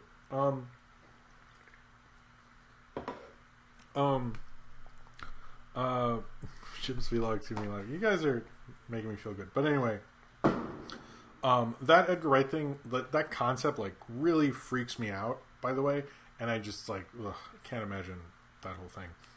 Other things, Disney Plus, it just sounds very different for him. I'm kind of curious where he's going to go with it, and the whole concept of that book sounds so weird, so we'll see what's going to be happen with that. But I know his next thing is Last Night in Soho. This is not the follow-up to Baby Driver. He has a follow-up. It's just been sort of, I think it's coming out in April of 2021 at this point. Wow, that's a big one. It's coming out in April 2021. It was supposed to come out this fall, but Last Night in Soho is his next thing. This would be the follow-up to Last Night in Soho if it was going to happen. That's the only fun fact I could come up with that movie. True. Better late than never. Peleus. Oh, I was like, I did see Peleus, and I was like, why is Cordred calling out Paleo? I didn't. Okay, hi Paleo, how's it going? All right, so a couple more things. The Oscars changed. I don't think I talked about this last week, but the Oscars pushed their ceremony is happening on for 2021. The ceremony is happening on April 25th, 2021, and it's going to include the first 2 months of January and February. This could change the release calendar a lot, but the release calendar is just thrown about anyway, so I think it's probably better for everyone because they have to figure out where to go with anything. There's been a lot of articles about like what's the release calendar going to do adjusted for this April 25th thing. But basically, I've heard studios might have the option of things coming out in February. Fun fact, Mulch Diggums is a cool dude. Cheers, that is a fun fact. What we have been hearing is that studios might be given the option of Artemis Fowl. Okay, maybe Artemis Fowl or A Wrinkle in Time. I think Wrinkle in Time is better, but neither is good. But cheers to you, Toon J723. Actually, fun fact: Artemis Fowl can compete for the Oscars because they said it's a TV movie, not a real movie, so it can compete for the Emmys and not the Oscars. That's what I kept seeing on Twitter. I never got an official thing on that, but. The Oscars, yes, because of that, because of when the end deadline is, if there is a Sundance Film Festival next year, that's a big if, but if a film's a hit at Sundance and they actually pushed it out really early, it could actually compete for the Oscars. Like, you can like, seriously, you could premiere at Sundance in January, get in theaters at the end of February if your movie's completely done, and then win an Oscar in April. Like, so theoretically, by the way, because people have done that theory, if that film, Birth of a Nation, not D.W. Griffiths, but the other one that everyone forgets about, if that one had done that whole ride, no one would have brought up the rape charges probably, and he could have won the Oscar at that point under that timeline. But obviously that whole timeline is different and probably wouldn't happen. But I've heard that, yeah, that's a possibility, the Sundance thing, as well as letting studios pick which year, because it doesn't sound like 2022 is going to go later. Or if it's just going to be those times. They haven't figured out 2022, but they have figured out that the 2021 Oscars will keep those 2 months, and they'll keep the streaming thing, but you have to have gone to theaters at some point. But I'm moving on. Drew Goddard is going to be helping Lord and Miller with their, I think it's called Hail Mary, sorry. Their enlisting, who helped write the Martian, and also wrote and direct Cabin in the Woods and all this stuff, and is considered a pretty cool writer. Him with Lord and Miller sounds like an amazing script already. This is the project with Ryan Gosling, which we don't know that much about, but him coming aboard to me actually sounds like a good thing, because you basically have 3 amazing screenwriters together. So that sounds like a screenwriting dream team. Like if I just saw a screenplay by Drew Goddard, Phil Lord, and Chris Miller, I'm there. So that sounds pretty cool. Sounds like that film just keeps getting better. All right, so before I go to the bathroom. Sorry, to cut something there. It was not that interesting, trust me. We lost, other than the singing asshole from Pink Flamingos, bad transition, but here we go.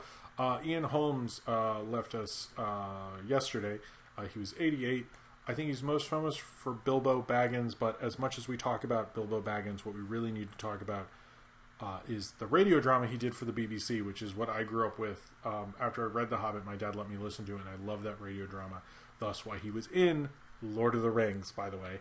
But he was great in that. Obviously, Alien, countless others. But he was an actor I really grew up with. Alien was the first R-rated movie I ever saw. I always sort of respected him and liked him a lot. And I thought it was so cool when you saw him in Lord of the Rings. But try to check out that radio drama. Because I think everyone's like, see Alien again. See Fellowship of the Ring, because you haven't seen that enough times. But or if Saber's listening. If Saber's still here. Saber, go find the radio drama with Ian Holmes. It's awesome. And it's The Hobbit. It's better than the Hobbit movies. You'd love it. Someone Paleo, tell him I said this. But also, yes, the priest from Fifth Element as well. It's very sad that we lost him, and R.I.P. to him. So yeah, that's a sad one. Alright, so I'm going to go to the bathroom. I will come back, I will review I Can Remember, and then I will go through Netflix recommendations, and then we will do questions after that. So, yeah, with an appearance by Cineram on the Netflix recommendations. So, oh, thank you, Paleo. Paleo will tell him. Okay, cool. Anyway, I will be right back, and behave yourselves, and listen to the fireworks, I guess. Alright, cool. Yes. Okay, I'll be right back.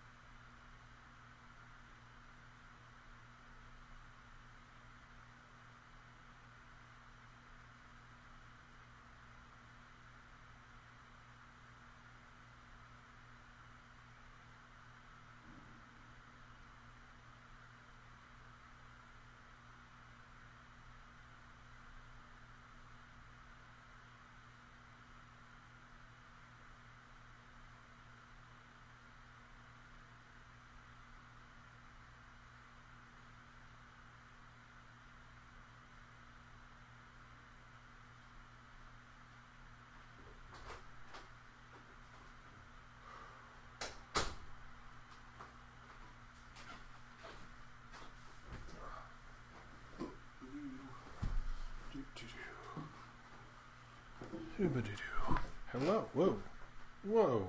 Okay. All right. The Nolan figure looks like it wants to jump off the desk. That's funny. Didn't anything happen while I was gone? Gym music. I should probably thought about playing a video during this. I didn't get my shit together with that, but I might do that in the future. And yes. Anyway, all right. But we will be playing a video of Cineram during the Netflix thing. So, I'm glad to be back. Oh, Buster's still here. I thought he left. He's like, oh, I could have left, and I didn't. What's up with that? Thank you all very much for being here. But yeah, let's try to... I think we'll probably wrap up in the next half hour. We'll see about that. I hope we do. I think that's probably good. You know? And, you know, then I'm going to chill and watch Luke Cage, which is what I've been doing while I do the timestampy things. You know, or I might watch Video Music Box. Anyway, Not that you needed to know that, but I'm going to drink some water. I don't know why I drank it right there, but I did. Controversial opinion. That's funny. I have to go. I'll be back in a Quibi. Untitled project. How dare you? All right. So, okay. I'm going to talk about a really great animated short from the past, which I think most people have seen. I'm pretty sure most people have seen. And it's called I Can Remember. This was animated and directed by Jim Simon, who made this with his Watu Productions. I Can Remember is probably one of the most famous animated segments in Sesame Street history. I think it's the only one that got a salute during the 50th anniversary with Solange. But basically what this short is, it's a little girl whose mother tells her that she needs a loaf of bread, a container of milk, and a stick of butter. She walks to that store, remembers it the whole way, then goes and remembers it and brings it home and so forth. I grew up with this short. I always really liked it. I really liked the music with like this cool 70s flute and everything. And I like the sketchier style of it. Jim Simon was a really great animator. He made the the original Soul Train animation. I don't know if he did the later ones. And he did do a lot of stuff for Sesame Street and the Electric Company. And had his own studio through the 70s. Unfortunately, that we're not exactly sure, but it folded, and then he went to work for other studios through the 80s and 90s, and wanted to make even a feature film and more stuff with Bette Midler, and it didn't really work out, unfortunately. Well, that's true. There are Ryan Wilcherson. I know there are other famous animated shorts. I'm just saying I'd say it's one of the bigger ones. But there are others. I wanted to do the other one. Sorry. This one came out premiered supposedly from what I can see online on November 5th, 1972. Jim Simon has a really cool style. This is very sketchy. You can kind of see the drawings in the girl's hair when she's walking. I love the walk cycle. I love how like the lines are so exaggerated and almost like a caricature-esque kind of a thing, which I think is really just it's really just beautiful. I love when you can kind of see the lines and see the movement of the lines, almost like the movement has its own kind of weird architecture that is so different from most character designs. I almost just like looking at the movement of the animation. I at one point was like, do you even see the mouths really? And you do, but it's like I'm so interested in watching the drawings move and the movement in it. But as well as I remember watching this as a kid and being hugely intimidated by it, because I was like, if my mom asked me to get those three things, I'm going to forget something. And I'd get there and I'd just get the butter, and I wouldn't get the container of milk or the loaf of bread. Like, I was just it was very intimidating to me. And especially because when I was a kid, I was like, she must be a big girl, because I'm like, I'm never going to be that good to remember three things. Come on. That's just not going to happen. It's just, it's never gonna. I'm never gonna be able to do it. And actually, I watched it with Sophie, and anytime I saw like, "What do you remember?" and she can just list it off. So clearly, she's better than I was when I was a little kid. I've just always loved this short, and I think Jim Simon's kind of an unsung great animator that we don't really talk about. And there's not enough information about him. I know he had tough times. He's a portrait artist now. He was homeless for a little bit, and I wish his production company had become a lot more than it unfortunately was. It didn't, but he didn't get to make a feature film. He didn't get to do more than that. But when you look at, but he did go to the same school I did, School of Visual Arts actually.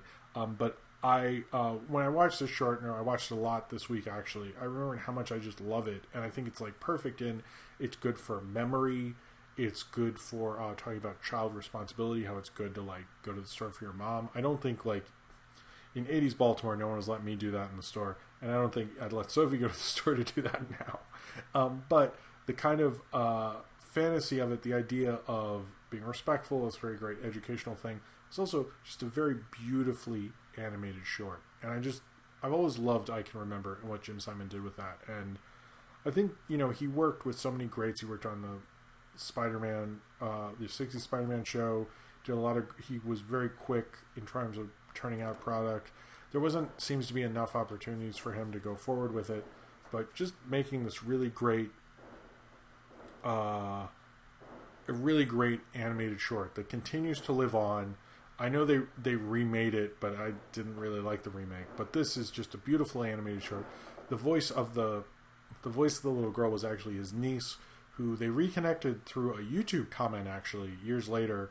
I'm not sure if it's the YouTube comment on the Sesame Street official video. Those comments are turned off, or if it was somewhere else. But I couldn't find the comment of the woman saying that I was the little girl in that. But it's just a great. I think I like what Sesame Street does ultimately, and what Henson did is take a real artistry to children's entertainment and do kind of an amazing, make something like cooler and animated. And, this was season 4 of Sesame Street when this premiered. Make something cooler and animated, but also make it educational. And as someone who watches a lot of educational and kid stuff now, there's so few of it that do it as perfectly as I can remember. And I think it lives on, as well as, like, it's so universal. Like, no one talks about how, it's, an African-American protagonist. And it's, two black women, the mother and the daughter. She goes to the store, gets the stuff, comes back. But it kind of, and Jim Simon's a black animator, and it shows you kind of like a different vision from a different perspective. And it's a perspective obviously we need more of, but I think what he was really great with this short was showing that perspective, showing like a different type of character design, a different kind of perspective, but also doing it in a totally universal way, in that anytime I mention this short to people, everyone knows exactly what I'm talking about and can recite every word from it. And when we talk about impact in terms of art, the fact that people can quote pretty much the 3 big lines from your animated short is pretty amazing. And the fact that instantly I could almost remember it frame by frame before I even watched it says that as well. I think this is actually one of the great animated shorts of the 70s for me. It's one of the greatest animated shorts I watched on Sesame Street, as I could have remembered it. If someone listed those things, I could have told you. I could even say like how she says butter. I almost want to say like butter, like I can't do it, but it just infests in your mind in such an amazing way. And I think, and it brings up memory. It brings up memory, and the hilarious thing is, it's called I Can Remember, and it's probably one of the most memorable animated shorts I've ever seen on Sesame Street, and just a beautiful thing. And Jim Simon's now, after watching this, and he did do a sequel about her getting ready to go out in the snow, which I'd like to review later when it's like snowing and stuff, but he's just a great unsung animator. He's a great unsung animator. There's a lot of great unsung animators working on that era of Sesame Street, but he's one that I think should get a lot more respect. And through this short, I think it probably might have been his masterpiece, but it's a masterpiece that I think I can definitely. Okay, but it's a masterpiece that I can definitely remember. All right. Yeah. All right. Sorry, I like Grover as well. Let's do Netflix recommendations. Okay, here we go. I hope you guys dug that. I just wanted to do like an older thing. I thought it'd be cool. So, I feel like they will definitely do a trans character at some point. Sesame Street's pretty open about that sort of stuff. Okay, so let's do...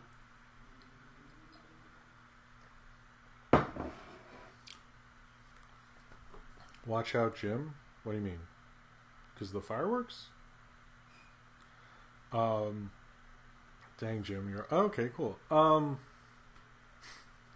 Alright. So, every show I try to do a recommendation of a different streaming service, and this time I'm going to do Netflix, which is pretty much the biggest streaming service there is. And so I wanted to list off a few things. I didn't actually get to check this time if I have not repeated myself. I didn't actually get to check this time if I had not repeated myself like the other times, but we'll see. Hopefully, no, I should have just done that.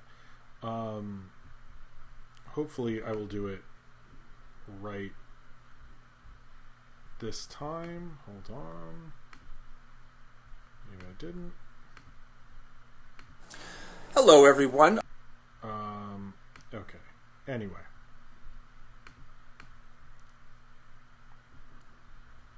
Sorry, getting something ready because I want to get Cineram's video ready. You did a good job. Alright, so I don't know if I've listed these before. I unfortunately didn't get to check, and I thought I would, and I didn't. So if I'm repeating myself, I apologize on that. But Netflix has a lot of cool stuff there. Definitely have their own Black Lives Matter selection. I'm going to do a few of those, as well as other stuff I've actually been watching and some stuff I've watched before. But Netflix has a crazy catalog. Their classic section doesn't seem to change at all as I'm sort of going through this to find titles. They really don't have a lot of great classic stuff. I mean, they have like the Indiana Jones trilogy, which is great, but that's right, I said trilogy. But, oh, hey, there's Cineram. Oh, you heard me? You heard you? Oh, I guess that played for a second. How does it play? That stinks. Oh, well. Anyway, I'll fix that later. Okay, so, but it'll play soon. Alright, so, yeah, I was surprised BlacKkKlansman isn't on Netflix, considering everything. But here are my recommendations, which I hope I'm not repeating myself from previous videos, but here we go. The first one, which is the one I last reviewed, and obviously the most obvious one, is Da 5 Bloods. It's Spike Lee's latest. It's great. It's probably one of the best movies of the year, and a great Vietnam film from a perspective we don't get enough of. Another one that's been highly kind of publicized, and I know was actually not... Netflix makes free quite frequently, is 13th, which is 13th, which is Ava DuVernay's documentary on the 13th Amendment, which is actually really great. I watched it a couple nights ago, as well as there's a great documentary series called Trial by Media, where it takes various stories that were kind of big in the media and examines them. The certain ones I really liked actually were the 41 Shots episode, the one about Big Dan's, which was really haunting and horrible, but like what was covered, not the show, it was really great. And the Subway Killer. There's one about some rich guy in the middle, which I hated, and I haven't seen the last episode, to be fair. I am going to recommend Luke Cage this time, because I've been watching it a lot recently, and I quite like it, so there we go. As well as a movie that I really liked, actually, which used to be on Prime and now is on Netflix for some reason. I thought it was a Prime exclusive. Guess it isn't. It's called The Girl with All the Gifts. It's probably the last great zombie movie I saw. I really like The Girl with All the Gifts. I feel like it didn't get talked about enough, and it's like if you want a great zombie movie, and I talked about it to people who are horror fans, and I was like worried that they wouldn't like it, and they loved it. It's a big like horror, probably one of the big horror movies. Recent horror movies that everyone seems to like. They also have Murai, which is was nominated for Best Animated Movie. It's by isn't it by the guy who did The Girl Who Leapt Through Time? I think it is.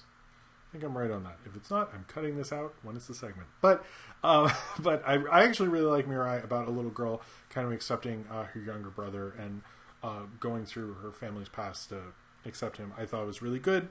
They have the original They have the original The Wicker Man from the 70s, which I know everyone makes fun of. It kind of like its reputation is ruined by that Nicolas Cage remake. Oh, is it Murai? Murai Hosoda? No, it's Paleo is confusing me. Well, it's Hosoda is the director, but Murai is the movie. Anyway, but The Wicker Man, everyone forgets about The Wicker Man because of the Nicolas Cage remake. But I think it is. I think the original is actually really great. As well as two more Spike Lee's, Malcolm X and Inside Man. I'd say Malcolm X you should watch first, but if you need like a cool crime thriller, it has Denzel Washington, Jodie Foster, I think Clive Owen. It's another one of the great Denzel Spike Lee pairings. I don't think it's as good as some of their better ones. I think Inside Man was a little overrated for me. I would just much rather watch Dog Day Afternoon, but it's in that tradition. And it's a decent thriller at least. As well as a good comedy that no one talks about anymore, but I still think is great, is they have Get 'Em to the Greek with Jonah Hill, Russell Brand, and Puff Daddy, who's actually really funny in it. I really like Get 'Em to the Greek. I should probably rewatch it. I remember people really liking it at the time. And then I Am Divine, which I watched recently as well, since we're talking about Pink Flamingos as well, is on Netflix, and that's a really cool documentary. I don't think I was as blown away by it necessarily. I've seen a lot of John Waters documentaries and things about that nature stuff, but I thought it was really good. If you are sort of semi-interested in Divine, I think it's a good watch. As well as the Super Mario Brothers Super Show is on Netflix still. I thought it had left. It's still on there. There you go. And look, I'm going to put this out there that I wasn't going to recommend this, but Netflix, anything I searched kept bringing this up. So fine, Netflix. Fine. The Matrix is on Netflix. They seem to really want me to see it. I have seen The Matrix. Never reviewed it. Probably should do that at some point. But The Matrix is on Netflix. So Netflix seems to really want you to watch The Matrix. Check it out. They also have Hulkverse on there. I think they just have it as one movie instead of cutting it up into two things, which is how it was presented on DVD. I recommend the Hulkverse Wolverine part, but the Hulkverse Thor is cool. They're both cool, but I would recommend that. It's an animated thing from when Marvel made animated direct-to-DVD stuff. They also have Nacho Libre, which is the follow-up to Napoleon Dynamite, which I know Pan likes quite a bit, and I like it as well. I actually saw it in the preview. And then they have a documentary about Aardman called A Grand Night In, the story of Aardman, which is actually pretty cool. Alright, so I'm going to play Cineram's thing, which I hopefully will not screw up in any way. And if I don't screw it up, and he has a good video, and I don't want to mess this up, so let's hope I don't. And here is Cineram giving his recommendations on what to watch okay, hopefully this is not behaving itself today, but anyway, this will be cut out when I do this later. Anyway, here is Cineram talking about what he recommends to watch on Netflix. Hello everyone. Jim, thanks for having me on again.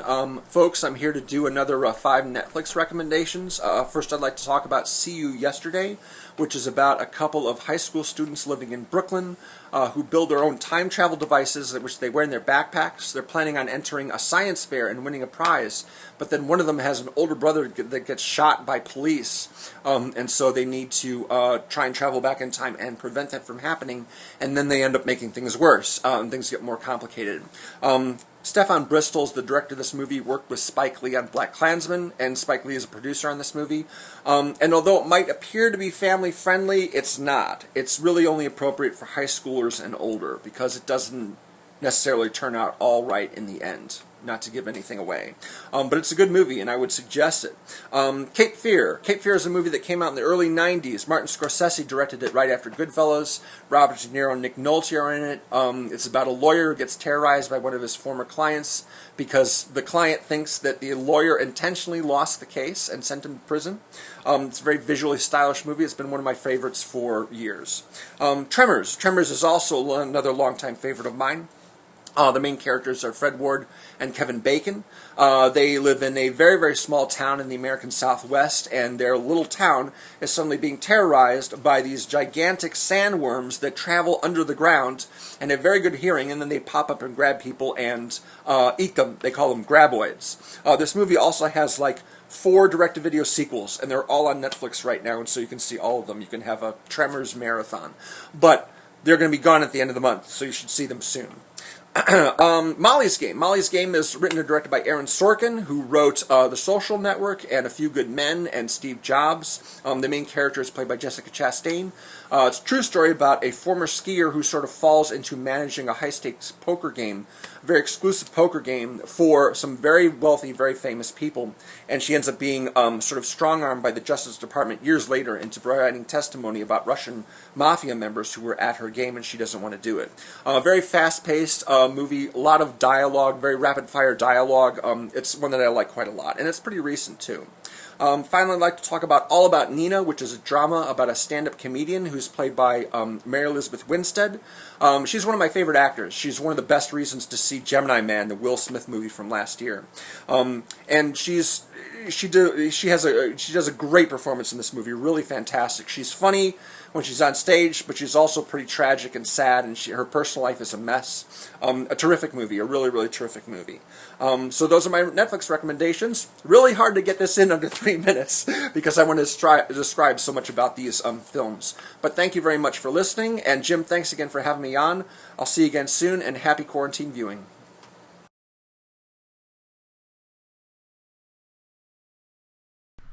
Okay, alright.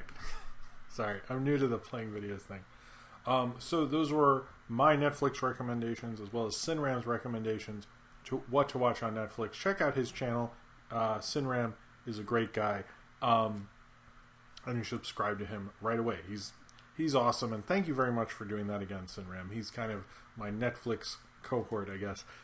He's my Netflix cohort in doing those, and thank you very much for being on the show as well, Cineram. That was really cool of you. Anyway, happy streaming, and I hoped we helped you find something to watch on Netflix. All right, so you guys should subscribe. Cineram's awesome. And speaking of Cineram, we have my Patreon questions, and Cineram, full disclosure, I guess, is a page. We're gonna have another Cineram thing this week, hopefully, if things work out. I'm hoping as well. Anyway. So, this is Cineram's Patreon question. Sorry, I don't need to read that part. Anyway, I just thought of it. Hypothetical. A website asks you to do a review for them for financial compensation. Your choices. Review Lucy in the Sky at Home via HBO Max for $50, or road test a major theater chain's new COVID-19 policies by reviewing Tenet for $300. What would be your preference?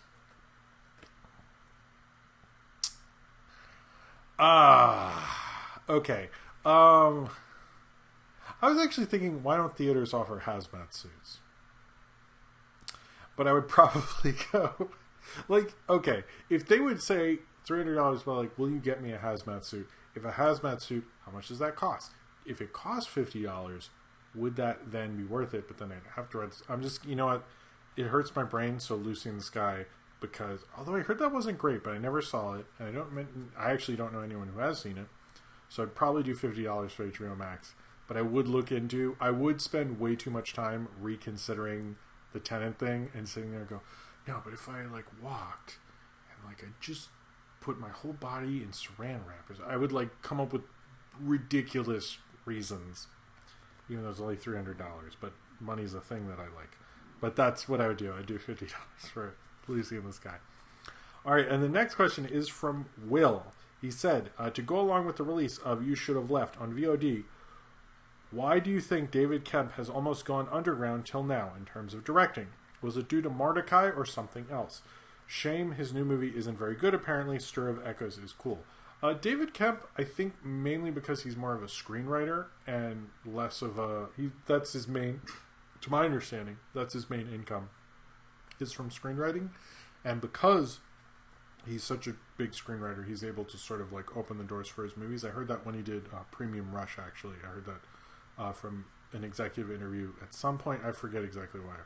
But I do think he's probably a better director than he gets a lot of credit for. He's a good like working man, like kind of studio director, like a good one, which you don't have enough of. I am surprised he doesn't get more work, to be honest. I think it probably is a little bit because of Mordecai. It's probably because he can take time off if he wants to, and he has other projects, and I think it's because the writing probably makes him too much money. But I think it's a combination of Mordecai, workflow, and money. It's basically what I think. But I don't think it's as simple as Mordecai Bomb, because he's still an in-demand screenwriter. He's always been. So I don't think... I think it's mainly... And script doctor and things of that nature. So I think it's mainly just because he's in demand for so many other things. He probably loses work by making these movies because he can't work on scripts. So it might just be because he doesn't want to go out for too long. Oh, that was a cool firework. Anyway, I hope I answered that question right. So let's do a bunch of these, and then I should have looked at what the first one is, and I didn't because I'm stupid. All right. Okay, Zane Powers. I think this is the first one. Oh, god damn it. I meant to talk about that, and you're asking, okay, hold on, update just in tonight, but Comp has left from Indiana Jones 5. Rutro. Oh man, I didn't know that. But thank you for the super chat. Well, cheers to you. Oh, I forgot. I just realized I forgot a bunch of when you brought up this thing. Okay, what are your thoughts on John Landis to direct the Arnold Schwarzenegger on Stanley's superhero Kindergarten and on Mamma Mia 3? I don't know if I've heard rumors of Mamma Mia 3. I don't know if it's going to happen. I'm surprised John Landis is involved, and I'm surprised it's going to be a thing. It sounds like, to me, a thing that's not going to happen, but with John Landis involved, I think it has a possibility to happen. So, but it sounds like something, like when I read about it, it sounded like something that just you hear a lot of hype about and never goes anywhere to me. But maybe, you know, it'll go on a streaming service and it'll happen. So I don't know. Major Mekazawa, what's an Adult Swim show you feel like isn't talked about enough? Personally, I think Metalocalypse is really overshadowed by most of the network's more popular shows. Which is interesting. I remember when Metalocalypse was one of the more popular shows, but I would say Lucy, the Daughter of the Devil is kind of one I need to do a review of at some point. That's a show I really liked, and I feel like we don't hear enough of it. I also feel like Squidbillies is probably better. It's better than We Deserve, right? I think so. I don't know. I'm a Squidbillies stan, I guess. Bruce Parker, how do you think the COVID era will be covered by film/media classes? What would be covered? Classes, I guess. It'll be a lot of Zoom stuff. It'll be a lot of talking about distance and relationships and things like that. I don't know if it'll ever be a lot of talk of contagion, things like that, but I think it'll talk about like trying to get your opportunities where you can of making stuff, and probably watching the film Searching, because why would you watch Unfriended when you have Searching? Jacob Shelter question, which NFB Canadian shorts do you want to review? Watch, I recommend Wildlife and E.B.'s White's Ferry That Dwelt Apart. I do actually plan on doing one which was recommended in suggestions next week, and I think I probably will, because I want to try to do more classic shorts while there's not as much stuff to do segments on. I want to like rack up some reviews of classic shorts, but there is something I'm considering for next week, so I'm actually going to do that. I think it's called The Neighbors. I think I wanted to do that next week. So Cornbread, what is your favorite cartoon from the 80s, 90s based on an R18 rated film? Thanks for doing us emos a favor with that Scream Infidelities reference earlier. Are doing us emos a favor with that Screaming Infidelities reference early in the show. LOL. Thank you, Cornbread, for getting that. I would almost say Rambo, but yeah, I'm going to say Rambo because I did watch that as a kid and I remember liking it. Oh, actually, RoboCop. I watched more RoboCop. I'd say that was my favorite at the time. So, Ace the Wind Rider, have you ever been in a movie theater and the movie had a huge error in the screening that was memorable? Yeah, when I saw South Park, the film kept getting out of like the gate and would like keep moving up and down, and my dad kept walking to complain, but then it's a South Park movie, so it's really entertaining. So he'd stop, then he'd come back, and he'd go a couple rows, and he'd come back. So that was memorable. 12 Ounce Mouse isn't talked about enough. I agree. I didn't know that OK Co did a 12 Ounce Mouse reference, which is funny because guess who I watched 12 Ounce Mouse with? Tanner Lands, what is worse, a DVD that doesn't have any extras or a DVD where the film's in the wrong aspect ratio? I was disappointed to see that the recent 200 Motels DVD suffers from both issues. Yeah, I would say the aspect ratio. That would bug me more, to be honest, because ultimately you're not watching the extras every time you put in the disc. You're watching the movie. Question from Mblood T. I don't know what is going on with people nowadays. People aren't saying thank you anymore. I know it will be better. I have been a YouTuber for 13 years, but please give us a break. What? What is that? I'm not sure what that meant, but thank you? Anyway. Austin, how does She Shells work in Demolition Man? I haven't watched that in a while, so I cannot answer that question. Not plausible. What actors or actresses were best able to break out of a typecasted role? I would actually say Sean Connery, and sort of Daniel Craig. The Bonds I was thinking about, beyond that, I'm not as sure about. I would say those two. That's the lame answer. I'm sorry. Oh, any thoughts on, from Zane Powers, My Little Pony's Pony Life? I don't really have much because I barely watched the show. It seemed fine, though. I did watch the trailer. Austin, thoughts on Cookie Monster? Cowabunga. I love Cookie Monster, so I'm cool. Let me do 2 more, and then it's over, I think. Nathaniel Fogo, have you ever watched a film where you read the book that it's based on prior to seeing it? Yeah, I think I have, and I can't think of it. I guess The Lion, the Witch, and the Wardrobe, The Hobbit. Yeah, those are ones I have. So, Bloxy Axelwinkle, given Kevin James' background in MMA, do you think he has a future as the next Dwayne Johnson? No, I don't. Let me do Austin, thoughts on Keith David playing a live-action MODOK? That sounds cool. I'm down for that. Jacob Shelter, how do you feel about Nickelodeon, Arden Garfield, and Blue individualities? I'm not sure I love it, but I mean, I think it's just like the reality of what had to happen with that IP, so unfortunately. Javier Portello, Goosebumps or Harry Potter? Harry Potter, no question. Zane Powers, not fully related, but thoughts on AT&T wanting to see WB owned to pay off their huge debt. Wanting to sell WB. I mean, I don't have that many opinions on it. I'm a little surprised they did that, given that gaming makes so much. But I think it's like if they can make the money, they will do it. So, Nathaniel Fogo, have you and/or Sophie been to Chuck E. Cheese? She has not. She's too young for that. I have when I was a kid, but I haven't recently, so I don't know what it's like now.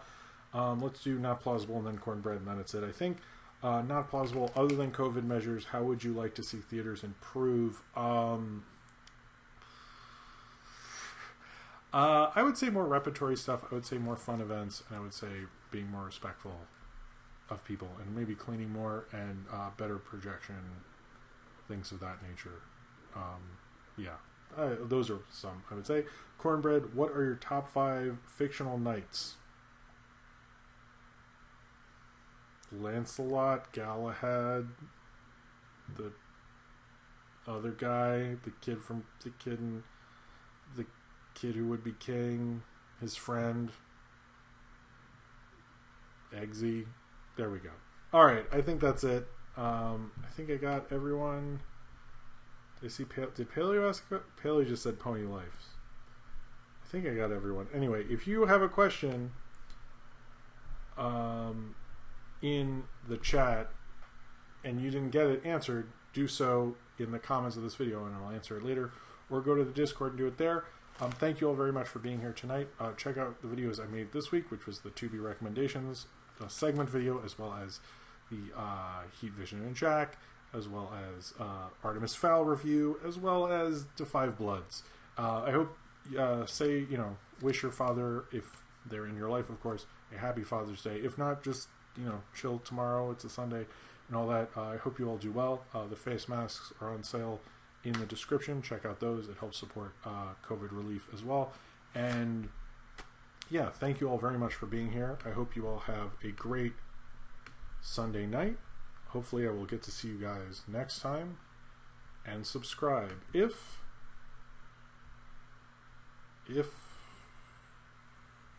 you can. No. If you would like to. See you guys next time. Peace.